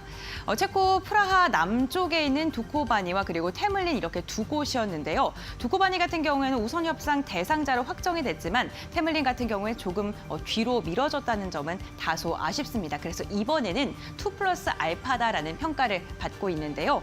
그래도 체코 역사상 최대 규모의 원전 수주전이 열렸던 거고요. 프랑스와 2파전에서 승리를 했다는 게 역시나 긍정적인 평가를 받고 있습니다. 지금 세계에서 원전을 수출하고 있는 국가는 총 5개국이 있습니다. 우리나라와 프랑스의 제안을 한번 비교를 해보겠습니다. 우리나라는 1000메가와트급의 노형을 제안했고요. 가격이 괜찮다, 가격 경쟁력을 내세웠습니다. 이와 함께 정해진 예산으로 예정된 시간에 공급을 한다라는 걸 강점으로 내세웠고요. 프랑스 같은 경우에는 같은 유럽 국가다라는 점을 지속적으로 어필을 해왔습니다. 그렇기 때문에 초반만 하더라도 프랑스가 유럽 연합 국가이기 때문에 이로 인해서 프랑스의 손을 들어줄 가능성이 크다라는 이야기가 더 많이 나왔었는데 후반으로 갈수록 우리나라에 대한 긍정적인 이야기가 전해졌습니다. 이렇게 우선협상 대상자 선정 이후에 체코 총리는요, 이러한 발언을 하기도 했습니다. 한국 기업의 제안이 모든 측면에서 더 나았었다. 그렇기 때문에 우리나라의 기술력을 인증받았다라고 생각을 해볼 수 있을 것 같습니다. 아랍에미리트 원전 이후에 15년 만에 쾌거를 이뤄내면서 앞으로 유럽 시장, 원전 시장 진출에 좀 교두보를 마련했다라는 긍정적인 평가가 이어지고 있는 상황입니다. 다음 장 확인해 보겠습니다. 네, 이렇게 15년 만에 수주 쾌거를 이뤄내면서 우리가 또 다시 원전 최강국으로 도약할 수 있을지 기대가 커지고 있는 상황인데요. 체코 원전 정말 긴 시간 동안 준비했습니다. 하지만 아직 끝난 게 아닙니다. 우선협상 대상자로 선정이 된 것이고요. 내년에 확정을 해야 됩니다. 그리고 2026년에 착공에 들어가서 30년이 지나야지 운전을 시작한다라고 합니다. 어쨌든 내년 3월까지는 좀 여유롭게 지켜봐야 될 것 같습니다. 이로 인해서 지금 많은 분들께서 그렇다면 원전 관련 기업들 도대체 팀코리아로 들어가 있는 원전주들은 무엇이 있을까 궁금증을 갖고 계신 분들도 많이 있으실 것 같은데요. 한전기술이 원전 설계를 담당하고요. KPS가 시운전과 정비 그리고 대우건설이 시공, 두산에너빌리티가 주기기 공급을 담당하면서 각계의 기업들이 하나의 팀으로 하나의 몸으로 움직인다라고 생각해 주시면 좋을 것 같습니다. 다음 장 보겠습니다. 그렇다면 원전 기업들 이제 정말 날아오를 수 있을까요? 미국이나 캐나다와 비교했을 때 원전 관련주들 2023년만 하더라도 상승률의 추이가 비슷했었습니다. 다만 올해 들어서 그 상승폭이 점점 더 벌어진 상황입니다. 우리나라 기업들만 보게 됐을 때는 굉장히 긴 횡보 구간을 이어가고 있고요. 매물대의 벽이 두텁다는 게 다소 부담스럽게 나올 수 있습니다. 만약에 급등을 지속적으로 시도하더라도 매물을 소화하기까지의 시간은 다소 걸릴 수 있다라는 분석도 제기되고 있는 상황인데요. 다만 긍정적인 전망도 많습니다. 정부가 원전 산업에 대한 지속적인 투자를 이어오면서 2030년까지 10기를 수출하는 것을 목표로 세운 상황이고요. 앞으로 수주 소식이 연이어 들려진다면 이에 대한 기대감은 점점 더 커질 수밖에 없습니다. 특히나 다음 수주전으로 지금 예측되는 곳은 폴란드인데요. 원전 2기에서 4기 건설에 대한 수주전, 우리나라가 또 다시 팀코리아로 뭉쳐서 도전을 한다고 합니다. 이렇게 됐을 때 또 우선 협상자로 선정되게 된다면 앞으로의 원전 기업에 대한 가능성은 점점 더 커질 수밖에 없을 것 같습니다. 어쨌든 우선 협상자 대상에 선정이 된 다음에 증권가에서는 원전 관련 기업들의 목표 주가를 지금 높이고 있는 상황입니다. 이러한 목표 주가만큼 원전 기업들 날아오를 수 있을까요? 기대해 보겠습니다. 지금까지 마켓무버였습니다. 네, 이어서 오늘 시장에서 움직이고 있는 기업들 함께 살펴보고 가도록 하겠습니다. 오늘은 지시인포의 박수범 대표 모시고 이야기 나눠보도록 하겠습니다. 안녕하십니까? 네, 대표님 첫 번째 기업으로 삼성전자를 가지고 오셨습니다. 이 기업은 이미 한번 가지고 오셨던 기업이기도 한데 사실 저희 방송 보는 시청자분들이 정말 많이 궁금해하고 계실 것 같고 네네. 좀 많이 내리지 않았습니까? 그렇기 때문에 우려감도 사실 크게 나오고 있습니다. 물론 잘 갈 때야 앞으로 더 갈 거다라는 전망이 나와도 사실 의심스럽지 않은데 이제 약간의 리스크, 정치적인 리스크가 좀 부각이 되면서 반도체 기업들에 대한 전반적인 투자 심리가 약화됐습니다. 어떻게 보고 계십니까? 일단 저는 삼성전자에 대해서는 계속해서 매수해야 된다는 관점이고요. 그렇게 생각하는 이유는 아무래도 지금 레거시 쪽도 ASP가 계속해서 올라가고 있고 그에 대한 실적이 좀 잘 나오고 있다는 부분들입니다. 아무튼 그런 부분들도 있고 그리고 지금 영국에 있는 회사를 하나 또 인수를 했어요. GC 그래프 기술 옥스퍼드 시멘틱 테크라는 회사를 인수했는데 이름이 상당히 좀 길긴 하네요.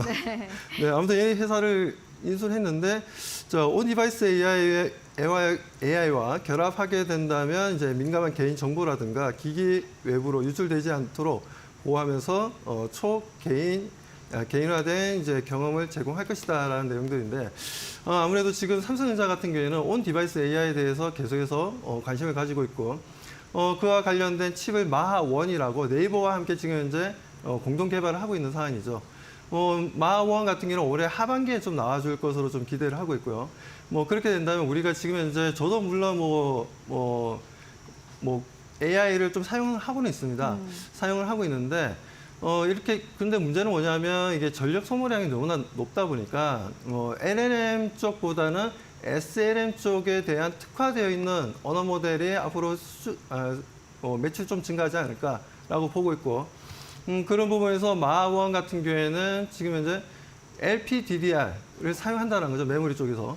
LPDDR 같은 경우 우리가 휴대폰에 들어가는 DDR이라고 보시면 되는데 그 정도로 전력도 적게 사용하면서도 성능도 뛰어나게 이용을 할 수가 있다는 부분들입니다. 그런 부분들에 있어서 저는 삼성전자 아직까지 좀 상승할 만한 여력들이 여러 가지 좀 많이 좀 발생하고 있다라고 좀 말씀을 좀 드리고 싶습니다. 아무튼 지금 현재 모바일로 시작되었던 온 디바이스 AI가 TV라든가 백색 가전 쪽으로도 충분히 지금 현재 확장될 수가 있기 때문에 그런 확장을 통해서 삼성전자는 앞으로 수익에 대한 기대감, 성장에 대한 기대감, 실적에 대한 기대감을 가져갈 수 있습니다. 그렇기 때문에 지금 현재도 저는 제 눈에는 너무나 싸 보입니다. 그래서 미국의 빅테크 기업들이 주가가 좀 크게 조정받았다고 해서 그 부분 때문에 삼성전자를 사지 못한다? 저는 그건 아니라고 보고 있고요. 오늘 같은 경우에도 이렇게 지수가 크게 조정을 받고 있는데도 불구하고 외국인들의 순매수는 오늘도 지속되고 있습니다. 그렇기 때문에 삼성전자에 대해서는 단기적으로도 저는 긍정적으로 바라보고 있고요. 중장기적으로 바라보신다면 더 크게 좀 우리가 기대해 볼 만한 종목이라고 말씀드립니다. 그러면은 기간은 어느 정도로 잡으면 되겠습니까? 아마 많은 분들이 사실 삼성전자 언제 올라갈까 하는 우려감이 좀 있을 것 같아요. 기간적인 부분 어떻게 보십니까? 저는 지금 현재 확정치가 이달 말에 또 2분기 확정치가 좀 발표가 될 거고 3분기에 대한 또 컨센서스가 계속해서 나올 거예요. 그런 관점에서 지금 긍정적인 이슈가 계속해서 나와주고 있기 때문에 그렇기 때문에 지금 외국인들도 계속해서 하루도 빼먹지 않고 삼성전자를 계속 매수하고 있다라고 판단하고 있습니다. 그래서 저는 방송에서 한번 이런 얘기를 하긴 했었어요. 12만 원까지 본다. 맞아요. 12만 원까지 본다라고 말씀을 드렸는데 물론 저는 좀 빠르면은 올해 12월 안에도 도달 가능하다라고 좀 보고 있고요.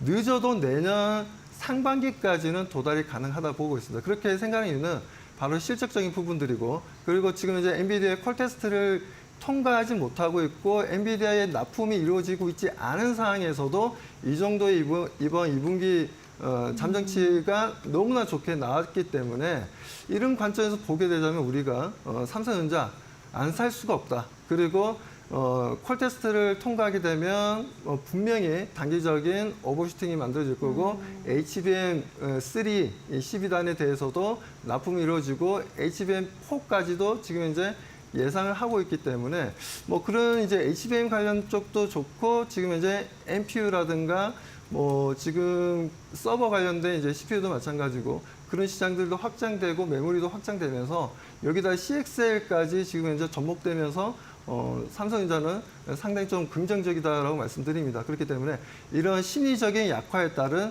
일시적인 조정은 매수 시점이지 절대적으로 매도 시점은 아니라고 우리 시청자분들에게 강조드리고 싶습니다. 네, 삼성전자, SK하이닉스 아무래도 궁금해하시는 분들 많을 것 같습니다. 심리적으로 현재 위축되어 있는 상황이기 때문에 약간의 조정 국면인데 이게 사실은 매도할 이유는 아니고 또 매수하지 못할 이유도 아니다라는 의견으로 정리를 해보도록 하겠습니다.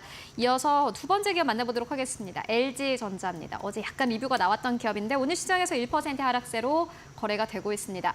대표님, LG전자 어떻게 보십니까? 어제 같은 경우에는 윗꼬리를 좀 달고 아무래도 지금 해외 증시도 좀 내려가고 국내 증시도 오늘 좀 내려갔지 않습니까? 그러다 보니까 오늘도 좀 갭 하락으로 시작되면서 조금 눌림목은 좀 만들어지고 있어요. 근데 재미있는 사실은 이 부분에 있어서 지금 외국인들은 매수하고 있습니다. 어제도 매수했었고 오늘도 순매수를 이어나가고 있는 모습들이에요. 그래서 추세적으로는 무너지지 않을 것으로 보고 있고요. 그런 관점에서 저는 혹시나 LG전자를 매수하지 못하신 분들은 저는 매수해도 괜찮다라고 판단하고 있고, 내일 같은 경우에 시초가가 갭을 띄우면서 오히려 지금 주가를 다시 한번 더 끌어올리는 흐름들이 나와줄 수 있다고 판단됩니다. 그리고 어느 정도 내일은 또 금요일이지 않습니까? 금요일이기 때문에 금요일 같은 경우에는 금요일에 이제 변동폭을 미리 오늘 현재 선 반영된 부분들도 많다라고 저는 보고 있어요. 그래서 이런 웹도덕 현상으로 인한 전체적인 분위기가 좀 다운된 흐름들은 단기적인 이슈지 절대적으로 지속적인 이슈는 아니다라고 말씀드리면서, 아무튼 LG전자가 지금 현재 하고 있는 사업들 좀 B2C 시장보다는 B2B 시장을 공략하면서 실적을 계속해서 끌어올리고 있다는 겁니다. 3분기 실적도 지금 현재 영업이익이 조 단위 이상의 영업이익이 나올 것으로 보고 있고, 매출 또한 약 9% 정도 더 성장할 것이다라는 얘기가 좀 나와주고 있어서 LG전자 이제는 우리가 B2C 가전, 백색 가전을 생산하는 업체가 아니라 그야말로 전장 쪽도 마찬가지고 자회사인 이제 GKW라는 회사도 마찬가지고, 뭐 전체적으로 보면 성장성은 계속 이어나가고 있다. 이 성장성에 있어서 물론 성장이 가파르게 이루어지고 있지는 않아요. 하지만 점진적으로 이루어지고 있기 때문에 주가에 대한 뭐 하락 쪽보다는 상승 쪽에 베팅을 계속 해야 되는 부분들이고, 최근에도 제가 말씀드렸다시피 공매도 물량도 어느 정도 정리가 된 상태입니다. LG전자가. 그렇다면 우리 LG전자 계속해서 지켜보자라고 말씀드립니다. 네, 알겠습니다. LG전자 만나보고 왔습니다. 좀 시계열을 길게 두고 볼만한 기업이 삼성전자, LG전자인 것 같습니다. 특히나 박수범 대표님께서는 LG전자 같은 경우에는 실적이 어쨌든 간에 점진적으로 느리게나마 계속해서 증가하고 있는 기업이기 때문에 계속해서 주목을 해서 볼 필요가 있겠다라는 의견 전해주셨습니다. 그렇다면 오늘 시장에서 또 움직이고 있는 이슈 어떤 것들이 있을까요? 이어서 고은별 앵커가 전해드립니다. 마켓무버 고은별입니다. K푸드 이제 진짜로 옥석 가리기를 할 시기가 찾아왔습니다. 저는 K푸드와 관련된 섹터를 크게 두 가지로 나눠봤는데요. 음식을 만들어서 판매하는 그 자체 음식 기업이 있고요. 두 번째는 판매할 수 있는 공간을 만들어주는 유통기업이 있겠습니다. 그런데 음식 기업은 수출이 정말 잘 돼서 고공행진을 하고 있는데, 유통업체 같은 경우에는 부정적인 전망이 더 많은 상황입니다. 우선 음식료 중심의 호조세를 보게 된다면 원재료 단가가 안정화에 접어들었다는 점은 긍정적입니다.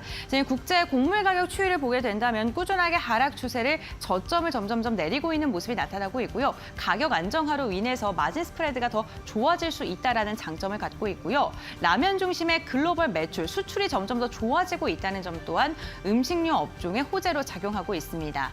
또한 올 여름 정말 무덥습니다. 폭염으로 인해서 음식료 기업들 아이스크림이라던가 이런 판매가 더 증가할 것이다라는 이야기가 나오고 있고, 이로 인해 음식료 관련 기업들로 매기세가 확산이 됐었습니다. 반면 유통업체 같은 경우에는요, 수출은 잘 되는데 내수는 너무나도 안 좋습니다. 내수 소비 경계가 회복이 되지 않으면서 이로 인해 실적이 좋지 않은 게 더 길어질 것이다라는 부정적인 의견이 나오고 있고요. 면세점의 업황도 지금 좋지 않다고 합니다. 그와 함께 이마트와 신세계의 지금 성장률 추이를 보게 되더라도 지금 1월부터 7월까지 우하향 곡선을 그리고 있습니다. 주력 자회사의 실적이 꾸준하게 부진한 상황이라는 점도 부담으로 작용할 수밖에 없습니다. 그렇다면 음식료 업종 가운데서 조금 더 세분화돼서 섹터를 나누자면 어떤 게 있을까요? 증권가에서 가장 많이 언급하는 건 단연코 라면일 것 같습니다. 라면의 수출이 정말 지속적으로 늘어나고 있기 때문인데요. 4월과 6월 라면 수출은 매달 1억 달러를 돌파하고 있습니다. 지난해와 비교했을 때 34%가량 증가한 것으로 나타나고 있고요. 지난 해를 보게 된다면 글로벌 수출액이 1조를 돌파했었고요. 현지 공장을 가동한 것까지 확인한다면 2조에 육박한 상황이라고 합니다. 그런데 올해 들어서 더 잘 나가고 있습니다. 앞으로의 성장 가능성도 높을 것이다라는 긍정적인 코멘트가 연이어 이어지고 있는 만큼 라면을 토픽으로 꼽는 증권사가 참 많아졌고요. 김과 김치, 냉동김밥, 떡볶이 떡볶이에 대한 의견도 나오고 있습니다. 다만 이 네 가지의 섹터 같은 경우에는 단기로 급등을 했기 때문에 주가에 대한 부담감은 남아 있다라는 평가가 나오고 있고요. 김 같은 경우에 수출 금액이 증가하긴 했습니다만 가격이 상승해서 증가해 보이는 것처럼 보이는 거지 물량 자체가 늘어난 건 아니다라는 평가도 있었습니다. 이 네 종류 중에서는 냉동김밥을 픽한 증권사가 있었는데요. 현재 수출 규모가 지금 긍정적이고 캐파의 증가율이 굉장히 긍정적이다, 플러스 요인이다라는 코멘트를 달기도 했으니까 투자 포인트에 참고해 보시면 좋을 것 같습니다. 다음 장 함께 확인해 보시죠. 네, 음식료 업체 이렇게 실적에 대한 기대감 속에 주가가 희비가 엇갈리는 모습이 2분기에 확인이 됐었습니다. 삼양식품 같은 경우에는 200%가 넘는 수익률이 나타난 반면에 똑같은 섹터군에 있는데, 똑같은 업종군에 있는데 오히려 마이너스를 기록한 종목들도 있습니다. 그렇기 때문에 옥석 가리기가 어느 때보다 중요한 시기인 것 같고요. 지금 상위권에 이름을 올리고 있는 종목군들을 보게 되면 라면과 김 관련 기업들, 그리고 아이스크림과 같은 제과 관련 기업들이 줄지어 이름을 올리고 있습니다. 어쨌든 지금 라면이 지속적으로 거론되고 있는데, 그렇다면 라면의 탑픽은 어떤 기업이 될까요? 지금 3대장이 있습니다. 농심과 오뚜기 그리고 삼양식품이 있는데 2023년과 2024년의 영업이익을 비교했을 때 추정치를 보게 된다면요. 농심은 올해 소폭 하락할 것으로 보이는 반면에 삼양식품 같은 경우에 지금 세 기업 중에 가장 좋은 영업이익을 달성할 것이다라는 전망이 나오고 있고요. 직전 연도와 비교했을 때도 2배가량 증가한 영업이익이 기대됩니다. 수출을 잘했기 때문이겠죠. 주가에도 반영이 됐습니다. 삼양식품 올해 170% 상승했고요. 농심은 10% 상승에 그쳤습니다. 어쨌든 생산 능력을 얼마나 증가시킬 수 있느냐, 그 능력의 차이가 주가의 향방을 좀 가로지른 것 같은데요. 삼양식품 같은 경우에는 내년 5월에 밀양중공이 완공이 되게 된다면 생산 능력 더 늘어납니다. 수출을 할 수 있는 탄탄한 베이스가 생기는 반면에 농심 같은 경우에는 생산 능력 증가율이 지금으로 봤을 땐 2% 수준에 머물 것이다라는 이야기가 나왔습니다. 다만 삼양식품 같은 경우에는요, 최근에 비투 신용융자가 167억 원 증가한 것으로 나타났습니다. 그만큼 많은 분들께서 지금이 저점이다라고 생각을 하고 계십니다만, 이렇게 비투가 늘어나게 된다면 반대 매매가 나왔을 때 주가가 더 많이 하락하는 그러한 상황이 나오기도 하니까 이 부분은 염두하시면서 투자 전략 세워야 될 것 같습니다. K푸드의 옥석 가리기 저희와 함께 하시면서 수익 잘 나시길 바랍니다. 지금까지 마켓무버였습니다. 네, 그리고 약 30분 전쯤에 TSMC가 드디어 실적을 발표를 했습니다. TSMC는 시장의 예상치를 상회하는 실적을 발표를 했습니다. 전체 매출 같은 경우에는 대만 달러를 기준으로는요, 매출 자체는 6,735억 1,000만 달러를 기록을 했습니다. 대만 달러 기준입니다.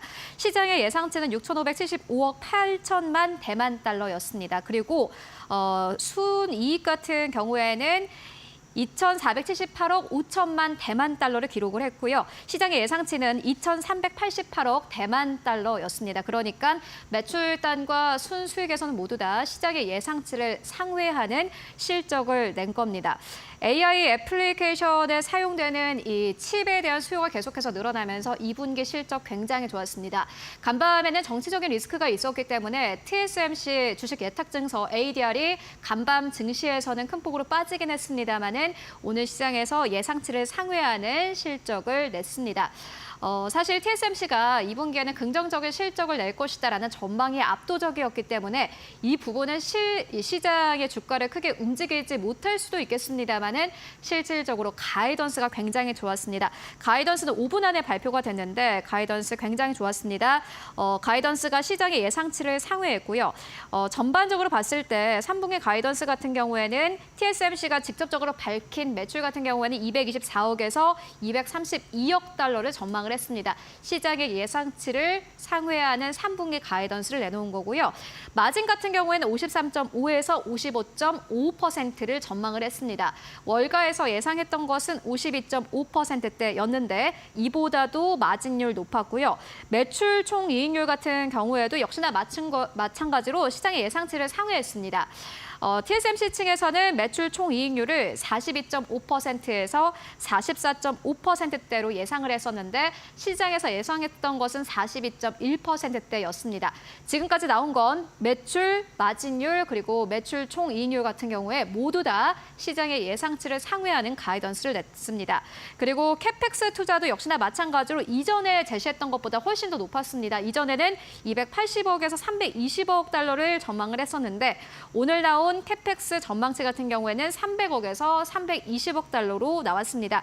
예상했던 것은 295억 달러였는데 역시나 마찬가지로 모두 다 시장의 예상치를 상회한 겁니다. 간밤에 좀 이슈가 있긴 했습니다만은 어쨌든 간에 이 반도체 기업들 계속해서 숫자로 증명해내고 있습니다. 오늘 시장에서 그리고 오늘 밤에 열릴 뉴욕 증시에서 어떻게 반응하는지를 잘 보실 필요가 있을 것 같습니다. 어쨌든 간에 TSMC 긍정적인 실적을 발표했기 때문입니다. 그렇다면 우리는 그 다음 기업 바로 또 이어서 만나보도록 하겠습니다. HD 현대건설기계입니다. 대표님, 이 기업은 왜 가지고 오셨을까요? 네, 아무래도 지금 이제 시장에서는 딱 맞아떨어지는 종목이라고 좀 판단해서 가지고 나왔고요. 동사 같은 경우는 중장비를 만드는 업체입니다. 중장비를 만드는 업체다 보니까 아무래도 좀 건설이 화랑이 좀 만들어진다면 건설 쪽에 아무래도 중장비에 대한 이제 수요는 크게 증가할 수 있는 부분들이죠. 최근 들어서는 지금 현재 북미 쪽도 마찬가지고 중동 쪽도 마찬가지고 계속해서 매출이 수출 물량이 좀 증가하는 추세를 좀 보여주고 있고요. 최근에는 좀 인도네시아 쪽도 마찬가지고 지금 현재 인도네시아 같은 경우에는 자카르타가 지금 수도이지 않습니까? 자카르타가 지금 지금 물에 잠기고 있는 상황이에요. 수면이 올라오면서 물에 잠기고 있는 상황인데 이 수도 이전 내용들이 좀 있죠. 그러다 보니까 상당히 대대적인 공사가 좀 이루어지는 부분들이 있습니다. 그렇기 때문에 이번에도 보니까 HD 현대건설기계 쪽에서 생산 기지, 그러니까 이제 물류 부분에 있어서 기자재 부분이라든가 그리고 이제 중장비 부분에 있어서 하나의 또 물류센터를 이번에 좀 만들었다라는 얘기가 나왔기 때문에 보르네오 섬 쪽에 그렇다면은 수도 이전에 있어서 상당히 좀 베네핏을 가져올 수 있다라는 거죠. 그것뿐만 아니라 지금 인도 시장 같은 경우에도 지금 현재 건설 기계 쪽으로는 20%가 넘게 일본의 히타치가 1위를 하고 있습니다. 근데 그 두 번째로 2위를 하고 있는 업체가 바로 우리 동사라고 좀 보시면 되고요. 시장 점유율은 지금 17.4%입니다. 인도 하면 다들 아시다시피 지금 현재 인구도 많은 상태에다가 인프라가 제대로 갖춰지지 못하고 있는 상황에서 앞으로 인프라에 대한 확대가 이루어질 것으로 보고 있고요. 그리고 모디 총리 같은 경우에도 161조 원, 우리나라 원화로 따졌을 때 161조 원의 투자를 해서 계속해서 이 프로젝트를 진행하겠다, 인프라 사업에 대한 프로젝트를 진행하겠다는 얘기가 좀 나와주고 있기 때문에 인도 쪽 수출 물량도 상당히 좀 늘어나고 있습니다. 그런 관점에서 보자면은 현대건설 기계 계속해서 바라봐야 되고요. 그리고 지금 트럼프가 아무래도 대통령이 될 가능성이 좀 높다 보니까 우크라이나와 러시아 간에 어느 정도 평화 협정이 좀 이루어지지 않겠냐. 젤렌스키도 이번에 10월 달에 평화 협정을 러시아와 했으면 좋겠다라고 얘기를 했었고, 만에 하나 이런 부분들이 만들어진다면 재건에 대한 부분들도 이슈화가 좀 될 수 있는 부분들이죠. 그리고 과거에 트럼프가 재밌는 말로 그런 얘기를 했었어요. 우크라이나나 러시아나 스키가 지금 싸운다. 그래서 동족끼리 싸우는 거다. 그런데 왜 우리가 여기에다가 신경 쓰고 우리가 여기다가 물자를 지원해야 되냐. 결국은 스키가 스키끼리 싸우기 때문에 통일이 되든 어떻게 되든 나는 관심 없다라는 부분들이었어요. 그런 이제 과거에 트럼프 대통령이 그런 말을 했었는데 아무튼 지금 종료 시점이 좀 다가오지 않나라고도 보여지고요. 그렇게 된다면 동유럽 쪽의 건설 장비들에 대한 수출 물량은 커질 수 있다라는 기대감에 있어서 오늘 같이 주가가 조정 줄 때 오히려 매수점이라고 보시고 대응하는 게 좋다라고 말씀드립니다. 네, 알겠습니다. 오늘은 저가 매수의 기회다. 이렇게 정리를 해보고 가도록 하겠습니다. 이어서 네 번째 기업 바로 만나보도록 하겠습니다.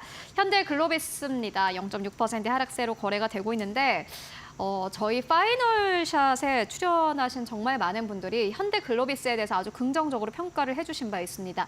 보니까 어제 또 외국인 투자자들의 강력한 매수가 들어오기도 했는데요. 박수범 대표님께서 어떻게 보고 계신지 궁금합니다. 네, 뭐 현대글로비스 같은 경우에는 제가 최근에 또 가지고 나오기도 했었고, 그리고 오늘 또 한 번 더 가지고 나왔습니다. 자, 현대글로비스를 지금 이제 가지고 나온 이유는 아무래도 이제 실적에 대한 하반기 실적에 대한 기대감이 상당히 좀 높고, 그리고 순환출자 부분에 있어서의 고리를 끊어낸다면 현대글로비스가 하나의 또 지주사의 역할을 좀 할 수 있기 때문이죠. 뭐 그런 관점에서도 현대글로비스 우리가 좀 지켜봐야 된다라고 말씀을 좀 드리고 싶고, 아무튼 지금 이제 2분기 실적이 지금 매출이 대략적으로 6.3% 정도 늘어날 것으로 보고 있고요. 영업이익이 1.8% 정도 늘어날 것으로 보고 있습니다. 그래서 뭐 어떤 뭐 퍼포먼스를 보여줄 만큼의 실적은 아니지만 그래도 꾸준하게 실적 상승 우향을 좀 만들어주고 있다는 부분에 있어서 저는 계속해서 점수를 좀 주고 싶고, 그리고 현대글로비스가 그렇게 뭐 고평가되어 있는 주가 움직임은 아니에요. 우리가 일반적으로 이제 추정 가치, 그러니까 추정의 가격대를 우리가 계산할 때 보면 BPS 곱하기 이제 ROE를 하면은 이제 추정 대략적인 이 종목의 몸값이 어느 정도, 가격이 어느 정도는 되어야 된다는 게 나오는데, 그 부분들을 우리가 보자면 현대글로비스는 앞으로 성장성도 있고 지금 이제 실적도 잘 나오고 주고 있기 때문에 그런 관점에서 보면 지금 이제 12만 원은 말이 안 된다라고 좀 바라보고 있고, 그리고 증권사에서도 지금 현재 17만 원 정도까지 목표가를 계속해서 상향 조정하고 있습니다. 그렇다면 현대글로비스 지금 이제 물류 관련된 부분들도 지금 이제 해상 운임이 계속 올라가고 있죠. 뭐 그런 관점과 뭐 여러 가지 지금 현대글로비스가 할 수 있는 실적이 좋아질 수 있는 내용들이 계속해서 나와주고 있기 때문에 현대글로비스 오늘은 좀 조정을 좀 받고는 있지만 지금 현재 상황에서는 저는 계속해서 이제 매수점이라고 좀 말씀을 좀 드리고 싶고요. 하지만 좀 분할로 대응을 해보자라고 말씀드립니다. 네, 알겠습니다. 현대글로비스까지 함께 만나보고 왔습니다. 지금까지 박수범 대표와 함께 이야기 나눠봤습니다. 말씀 고맙습니다.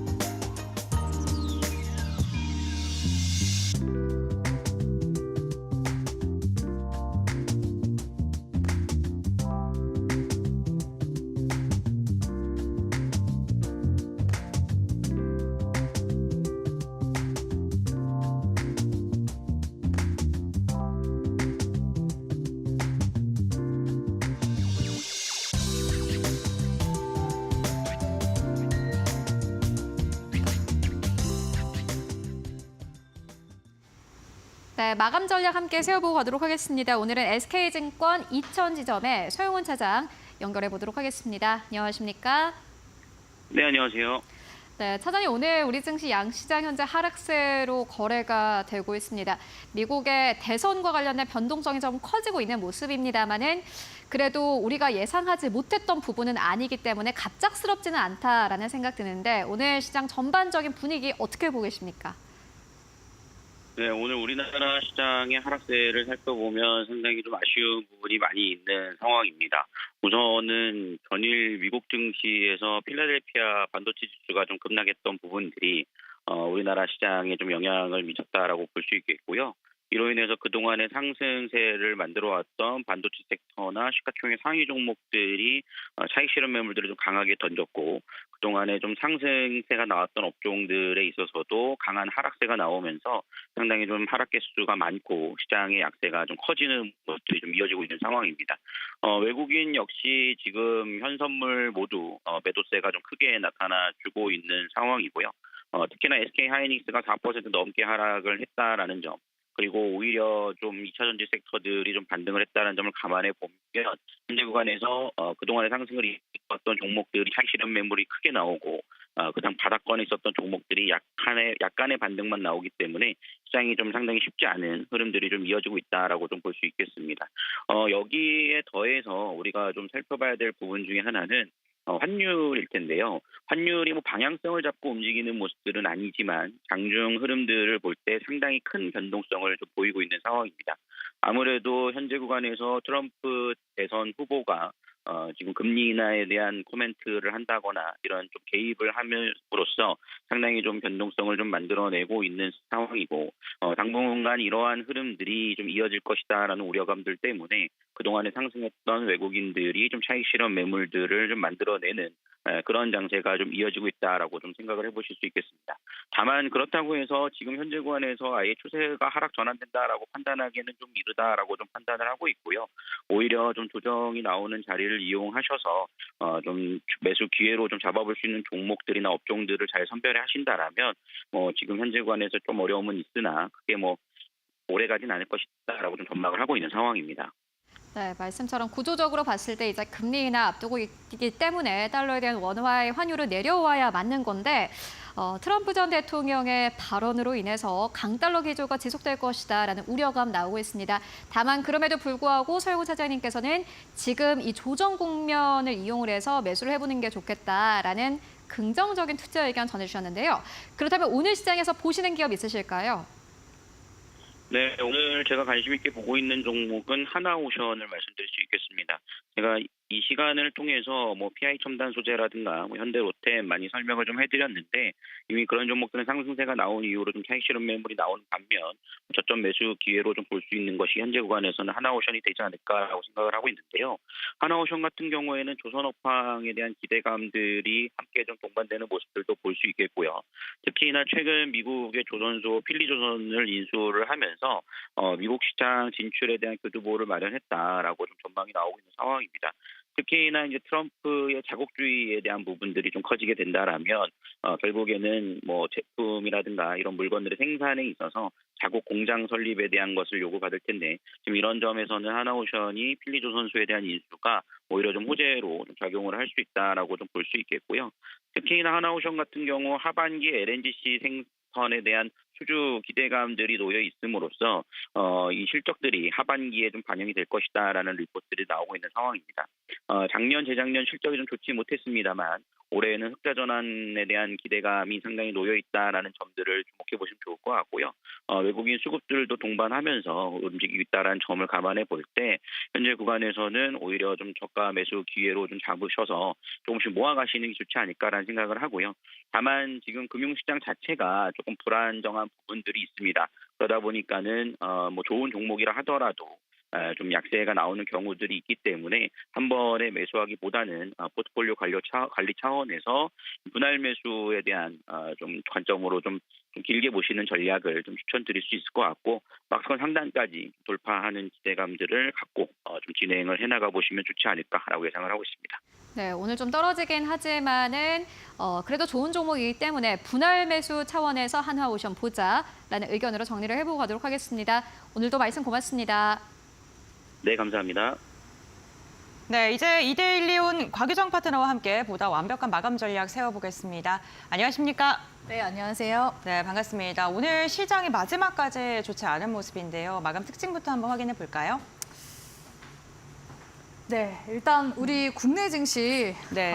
전거래일 필라델피아 반도체 지수가 6%대 넘게 지금 급락세가 나오면서 장 초반부터 조금 걱정이 됐습니다. 전거래일 SK 하이닉스가 또 하락 마감하지 않았습니까? 아무래도 우리나라 지금 대표 반도체주로서 상승 랠리가 계속 나왔었던 터라 주가가 하락세가 한 번이라도 나오면 좀 예민하게 받아들여야 했었던 그런 상황이었습니다. 그런 와중에 조정에 대한 명분이 대체 어떤 걸로 인해서 증시 조정을 줄까? 저도 그게 참 궁금했었던 상황이었었는데요. 안 그래도 제가 지난 금요일부터 우리 국내 증시 조정으로 넘어갈 수 있다. 그리고 이번 주 내내 단기 조정에 대한 부분들 계속해서 경계감 가지시면서 보셔야 된다라고 말씀을 드렸기 때문에 조정장이 조정했다라고 이제 볼 수 있을 것 같고요. 왜냐하면 보면 이번 주 내내 증시가 2,860포인트 부근에서 단기 횡보하면서 눈치 보는 그런 경향이 있었거든요. 그리고 최근에 시장에서 나오는 이야기들 보면 거의 뭐 대부분의 키워드가 트럼프였습니다. 트럼프로 인해서 수혜 종목들은 지금 이미 슈퍼사이클을 타고 있는 업종단 내에서 계속해서 끝까지 시세를 끌어올리려고 하는 그런 모습이 나온가 하면 반면에 시장 지수는 그럼 언제 조정을 주나 이런 부분들만 계속 이렇게 눈치 게임 마냥 시장에서 참여자들 또한 계속해서 눈치를 볼 수밖에 없고 경계감을 키워 나갔었던 그런 상황이었거든요. 그렇기 때문에 이 조정에 대한 명분이 필요하던 와중 3가지 정도의 요인들이 좀 겹친 것으로 보여집니다. 첫 번째 같은 경우에는 바이든 행정부 쪽에서 중국에 대한 반도체 수출 규제 강화 가능성이 일단은 대두된 점, 그리고 두 번째로는 지금 오늘 시장에서 굉장히 많이 나온 이야기지만 트럼프 전 미국 대통령이 이 대만 반도체 산업에 대해서 비우호적인 발언을 한 것도 들어볼 수가 있겠죠. 그리고 최근에 6월 CPI 결과가 나오면서 대형주 단에서 미국에서는 이제 중소형 단으로 수급이 이동한 점들도 같이 함께 들어볼 수 있을 것 같습니다. 보통 이런 이제 조정세가 나오면 국내 증시 같은 경우에는 짧으면 한 5거래일 정도, 조금 더 길게 나오면 한 2주 정도 계속되는 경향이 있기 때문에 일단 7월 말까지는 우리 시청자분들이 조금 더 보수적으로 증시 조정에 대한 부분들 염두하시면서 보시라고 말씀, 시장 전략 도와드리도록 하겠습니다. 네, 알겠습니다. 오늘 시장 분위기 자체가 그다지 좋지 않게 마감을 할 것으로 보입니다. 양시장 모두도 1%가량의 하락세를 보이면서 종가를 준비 중에 있는데요. 지금 유가증권 시장 같은 경우 1%가량 하락하면서 지금 635개 종목이 이제 하락으로 집계가 되고 있고 코스닥 같은 경우 0.9%, 820선은 그래도 지켜준 채 마감을 할 것으로 보입니다. 코스닥은 그래도 오늘 오후장 들어가면서 장중의 낙폭을 그래도 그나마 만회한 채 1% 안팎으로 좀 줄어든 채 좀 마감할 것으로 보입니다. 오늘 외국인의 매도가 유가증권 시장에서 4,800억 원가량 나오고 이제 선물 시장에서 6,700계약 넘게 외국인 이탈 나오고 있고 기관 담고 있습니다만 어제에서 오늘도 금융투자 중심의 매수세만 강하게 들어오고 있습니다. 코스닥 같은 경우에는 기관이 홀로 매도하고 있고 외국인이 매수로 돌아섰다는 점은 긍정적입니다. 국내 증시 마감하겠습니다.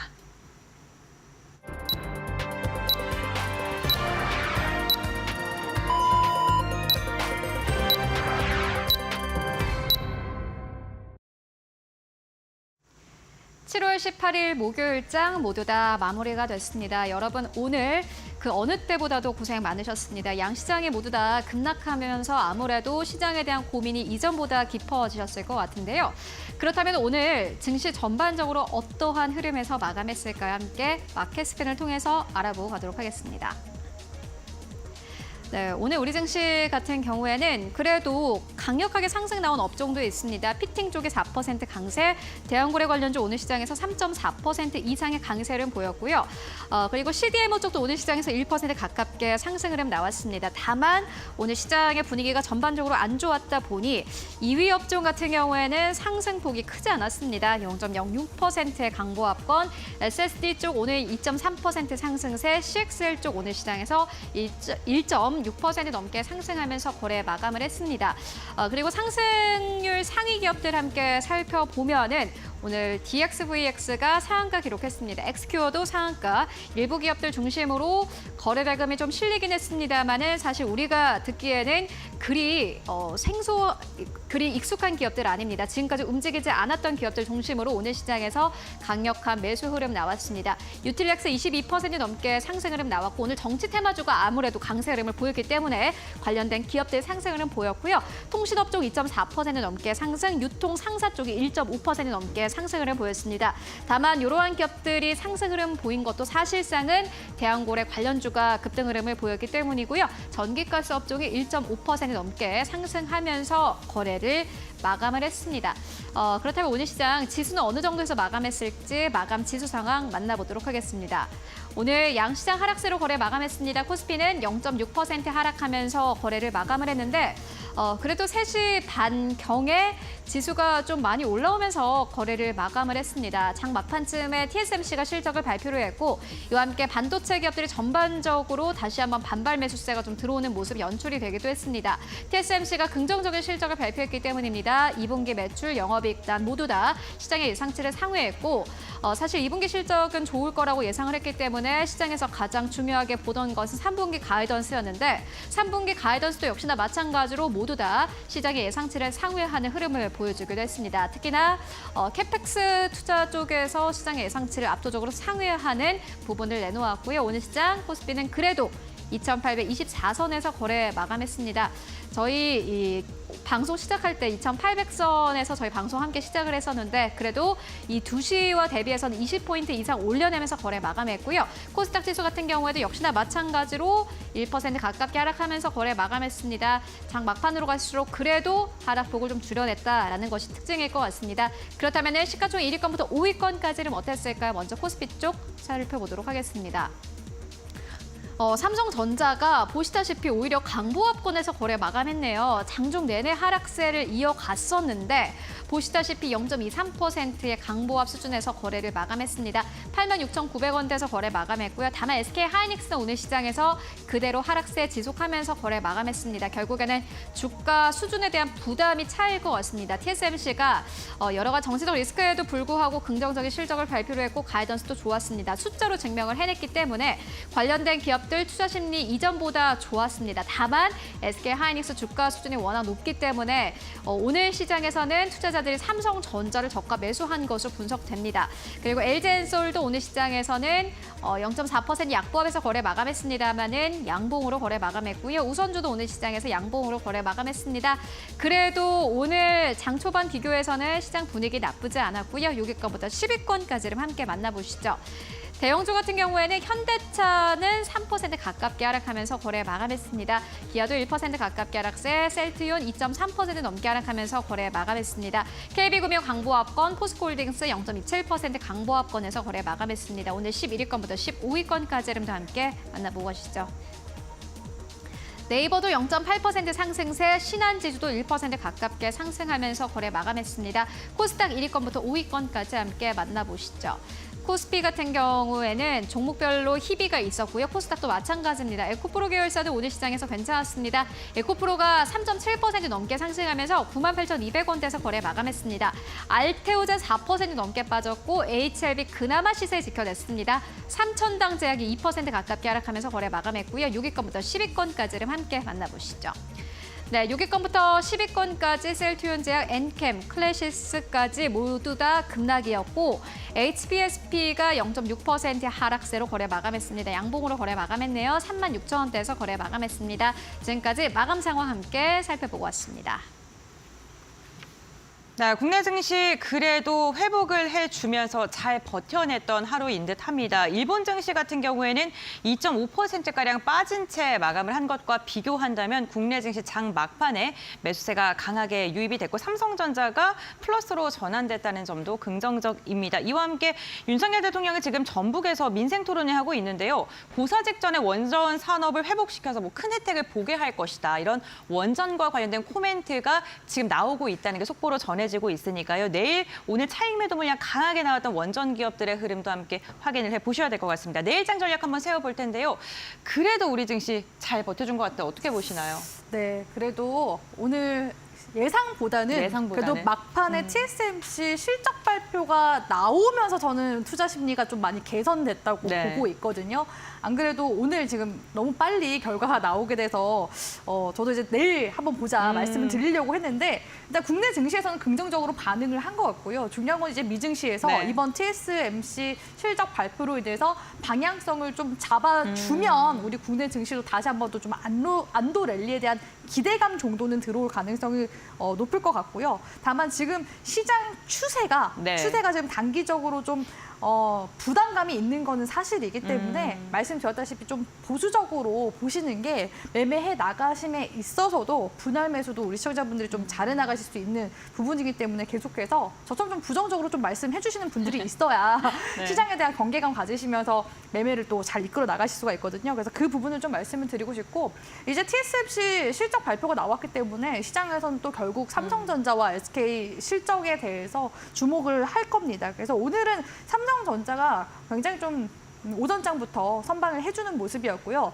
SK 하이닉스가 지금 좀 간당간당한 상황이거든요. 네. 지금 십자 도지 캔들로 마감됐었는데 여기서 사실 한 번만 더 빠지면은 그대로 쭉 미끄러질 가능성이 굉장히 높은 구간이었습니다. 근데 일단은 TSMC 실적 발표로 인해서 결국에는 구간대를 좀 사수해주는 모습이 나와줬기 때문에 일단은 오늘 저녁에 기술주들 가지고 계신 분들, 반도체주 가지고 계신 분들은 꼭 미증시 체크를 하시라고 말씀을 드리고 싶고요. 기술적인 구간들도 잠깐 체크 좀 해드리도록 하겠습니다. 자, 코스피 시장 지수 한번 지금 보도록 할 텐데요. 오늘 같은 경우에는 일단은 개파락으로 출발을 해서 결국에는 양봉 마감했습니다. 물론 지수상으로는 오늘 지금 약보합권대 마감이 됐는데요. 안 그래도 지금 지수 간의 이격이 좀 벌어져 있었던 그런 상황이었고 현재 지금 캔들과 61선 간의 지금 괴리가 또 벌어져 있는 상황이긴 합니다. 그래서 일시적으로 데드캣 바운스처럼 그 안도랠리에 대한 기대감이 네. 좀 일부 들어올 수 있다고 말씀드렸잖아요. 반등이 나오면 오늘의 개파락 정도는 지수상 받쳐줄 수 있습니다. 하지만 계속해서 또 부정적인 이야기를 시장에서 노이즈 계속해서 나올 가능성이 높거든요. 그렇게 된다면은 조정 구간대가 2,730포인트에서 2,750포인트 구간까지 나올 수 있습니다. 즉 7월 말까지는 좀 조정이 나온다고 쳐도 그럼 8월 기점으로 해서 어떻게 이제 증시를 살려 나가느냐 그 부분이 관건이 될 것 같은데요. 오늘 이제 관련 섹터들 보니까 뭐 원전 쪽은 네. 오늘 이제 호재가 나와서 올랐다고 쳐도 그동안 이제 조정 줬었던 화장품 섹터 단에서 아모레퍼시픽이나 애경산업과 같은 종목들이 이 거래일 지금 연속으로 주가 상승세가 나오고 있는 모습을 볼 수가 있고요. 또 조정 받았었던 중소형 화장품 단 관련 종목들 역시 조정이 지금 어느 정도 마무리 국면에 있는 모습을 볼 수가 있습니다. 즉 이제는 3분기에 대한 기대감이 시장에서 좀 크게 반영이 되지 않을까라고 보여지고요. 또한 3분기에는 이제 화장품 섹터 관련해서 아마존 프라임데이라든지 중국의 광군제 그리고 블랙 프라이데이와 같은 여러 가지 대형 이제 쇼핑 데이가 있기 때문에 충분히 그 이전에 수출 주도주들이 다시 재수단매가 나올 가능성 저는 보고 있습니다. 특히 오늘 삼양식품과 같은 음식료 쪽의 대장 섹터도 오늘 시장에서 빠지지 않고 견고하게 움직임을 보여줬었기 때문에 관련 순환매 우리 시청자분들이 지금부터 좀 주목을 하셔야 될 때라고 보여지고요. 지금 구간에서 제가 말씀드렸다시피 조정을 주더라도 7월 말에서 결국에는 8월 초 기점으로 해서 반등으로 가게 되면 그 시점에 최대 수혜를 받을 수 있을 종목이 무엇인가 그 부분에 대해서 우리 시청자분들이 방향성을 좀 고민해 나가시고 시장 지금 색깔이 지금 바뀌어 나가고 있는 중이거든요. 지금 시기가 굉장히 중요한 만큼 관련 섹터들 한 번쯤은 우리 시청자분들이 좀 찾아보시면서 계속해서 제가 말씀드리는 시장 체크 같이 해나가시면 좋을 것 같습니다. 네, 알겠습니다. 어쨌든 2,750포인트에 대한 지지 여부를 테스트해야 되고 아직도 주가 그 추세적인 상승을 봤을 때 부담스러운 자리는 맞다라고 이야기해 주셨고요. 8월에 우리 증시 회복 가능성에 대한 긍정적인 코멘트는 해주셨습니다. 그렇다면 도대체 내일은 우리가 또 어떠한 공략주로 시장을 또 대응해야 될지 시초가 공략주 알아볼까요? 네, 일단은 시장 분위기 자체가 지금 조금 부정적인 여론들이 좀 많이 네. 나오고 있는 상황이잖아요. 그리고 이제 미중 무역 갈등에 대한 부분들이 또 지금 많이 강조가 되고 있는 상황이라서 이전에 시장에서 미중 무역 갈등 관련한 종목 하면은 이 종목들이 굉장히 좀 많이 부각이 됐었거든요. 오늘 장에서도 7%대 지금 상승 마감 나왔는데 내일가 시초가 공략주로 좀 적절한 종목이지 않을까 싶어서 오늘은 유니온 머티리얼즈라는 히토류 관련 종목을 가지고 왔습니다. 이 히토류 같은 경우에는 첨단 소재에 다 쓰이는 소재라고 볼 수가 있을 것 같은데요. 이런 말이 있습니다. 중동에 석유가 있으면 중국에는 히토류가 있다. 덩 샤오핑의 말이라고 볼 수가 있는데요. 이렇게 미중 갈등이 있을 때마다 히토류 관련 종목들이 이렇게 부각이 됐었던 이유는 중국이 세계 히토류 매장량의 무려 37%를 가지고 가고 있고요. 공급 비중은 무려 무려 90% 정도 이상 가지고 가고 있습니다. 그렇기 때문에 항상 이제 미국 쪽에서 규제를 하게 되면 중국 쪽에서는 이 희토류를 무기화한다라는 이제 이슈로 인해서 관련 종목들이 테마성으로 엮이곤 했었거든요. 그런데 사실 실상을 조금 더 들여다보면요.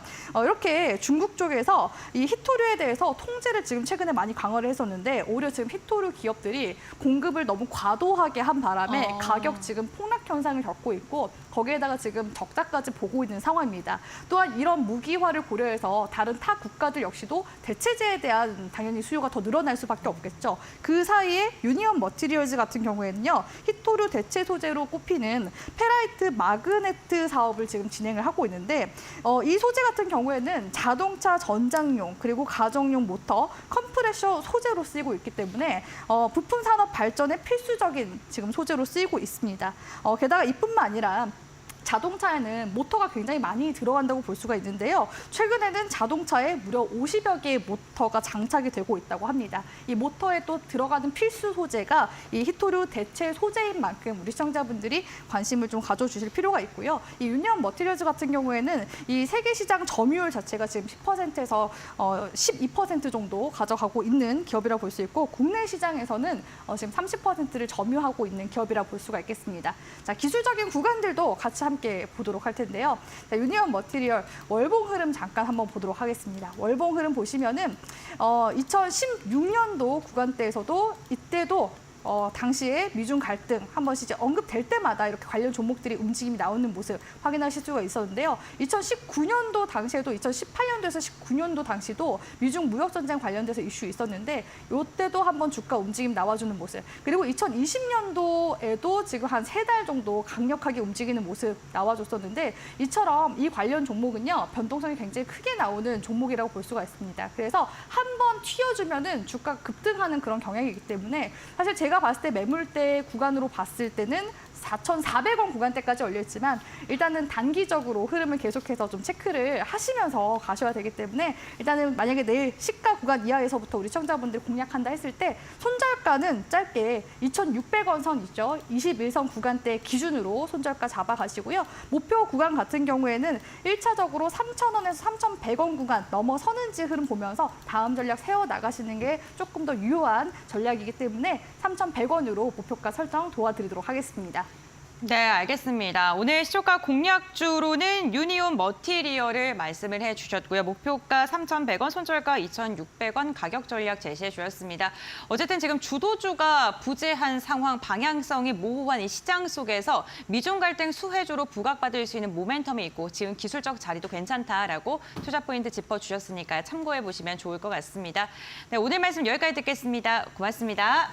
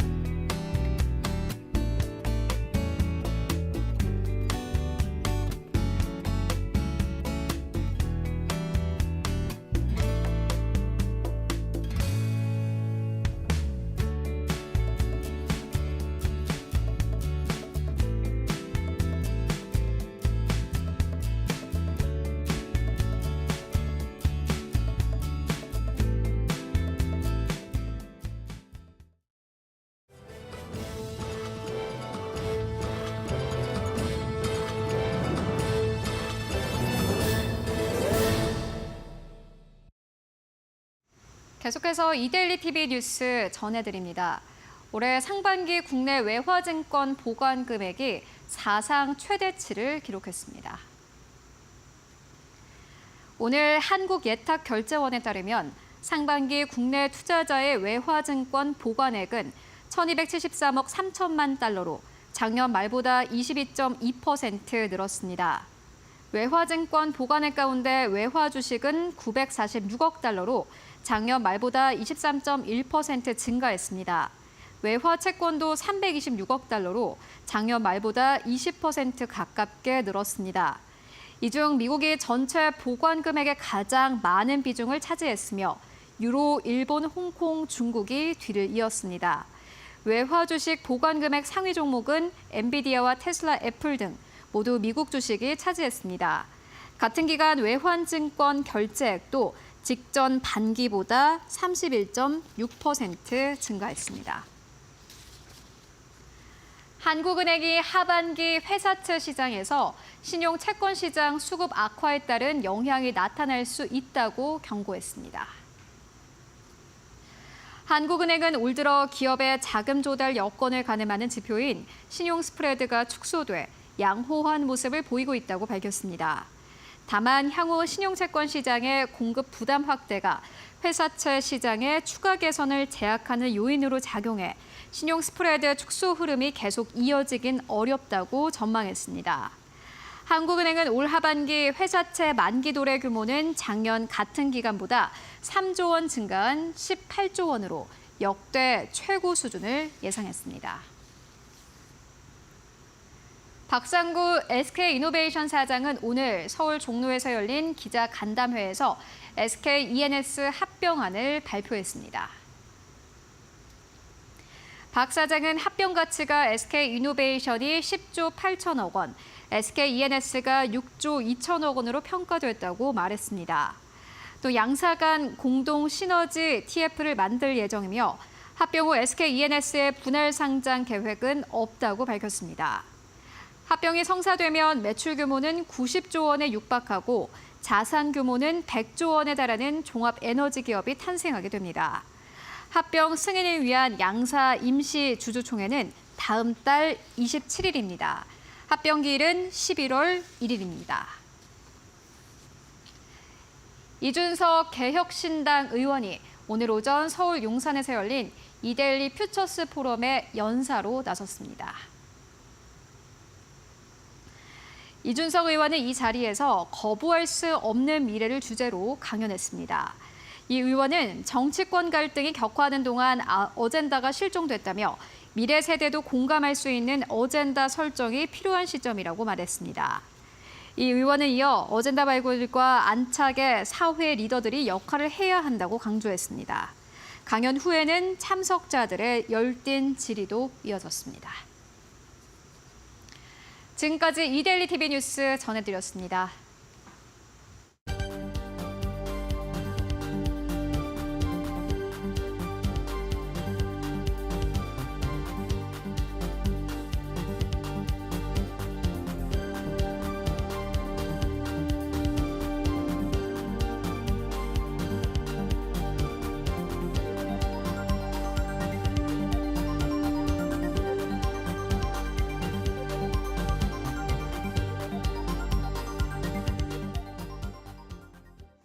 네, 오늘 저희가 준비한 소식은 여기까지입니다. 저희는 내일도 보다 더 알찬 소식으로 여러분들과 함께하겠습니다. 시청해주신 여러분 모두 고맙습니다.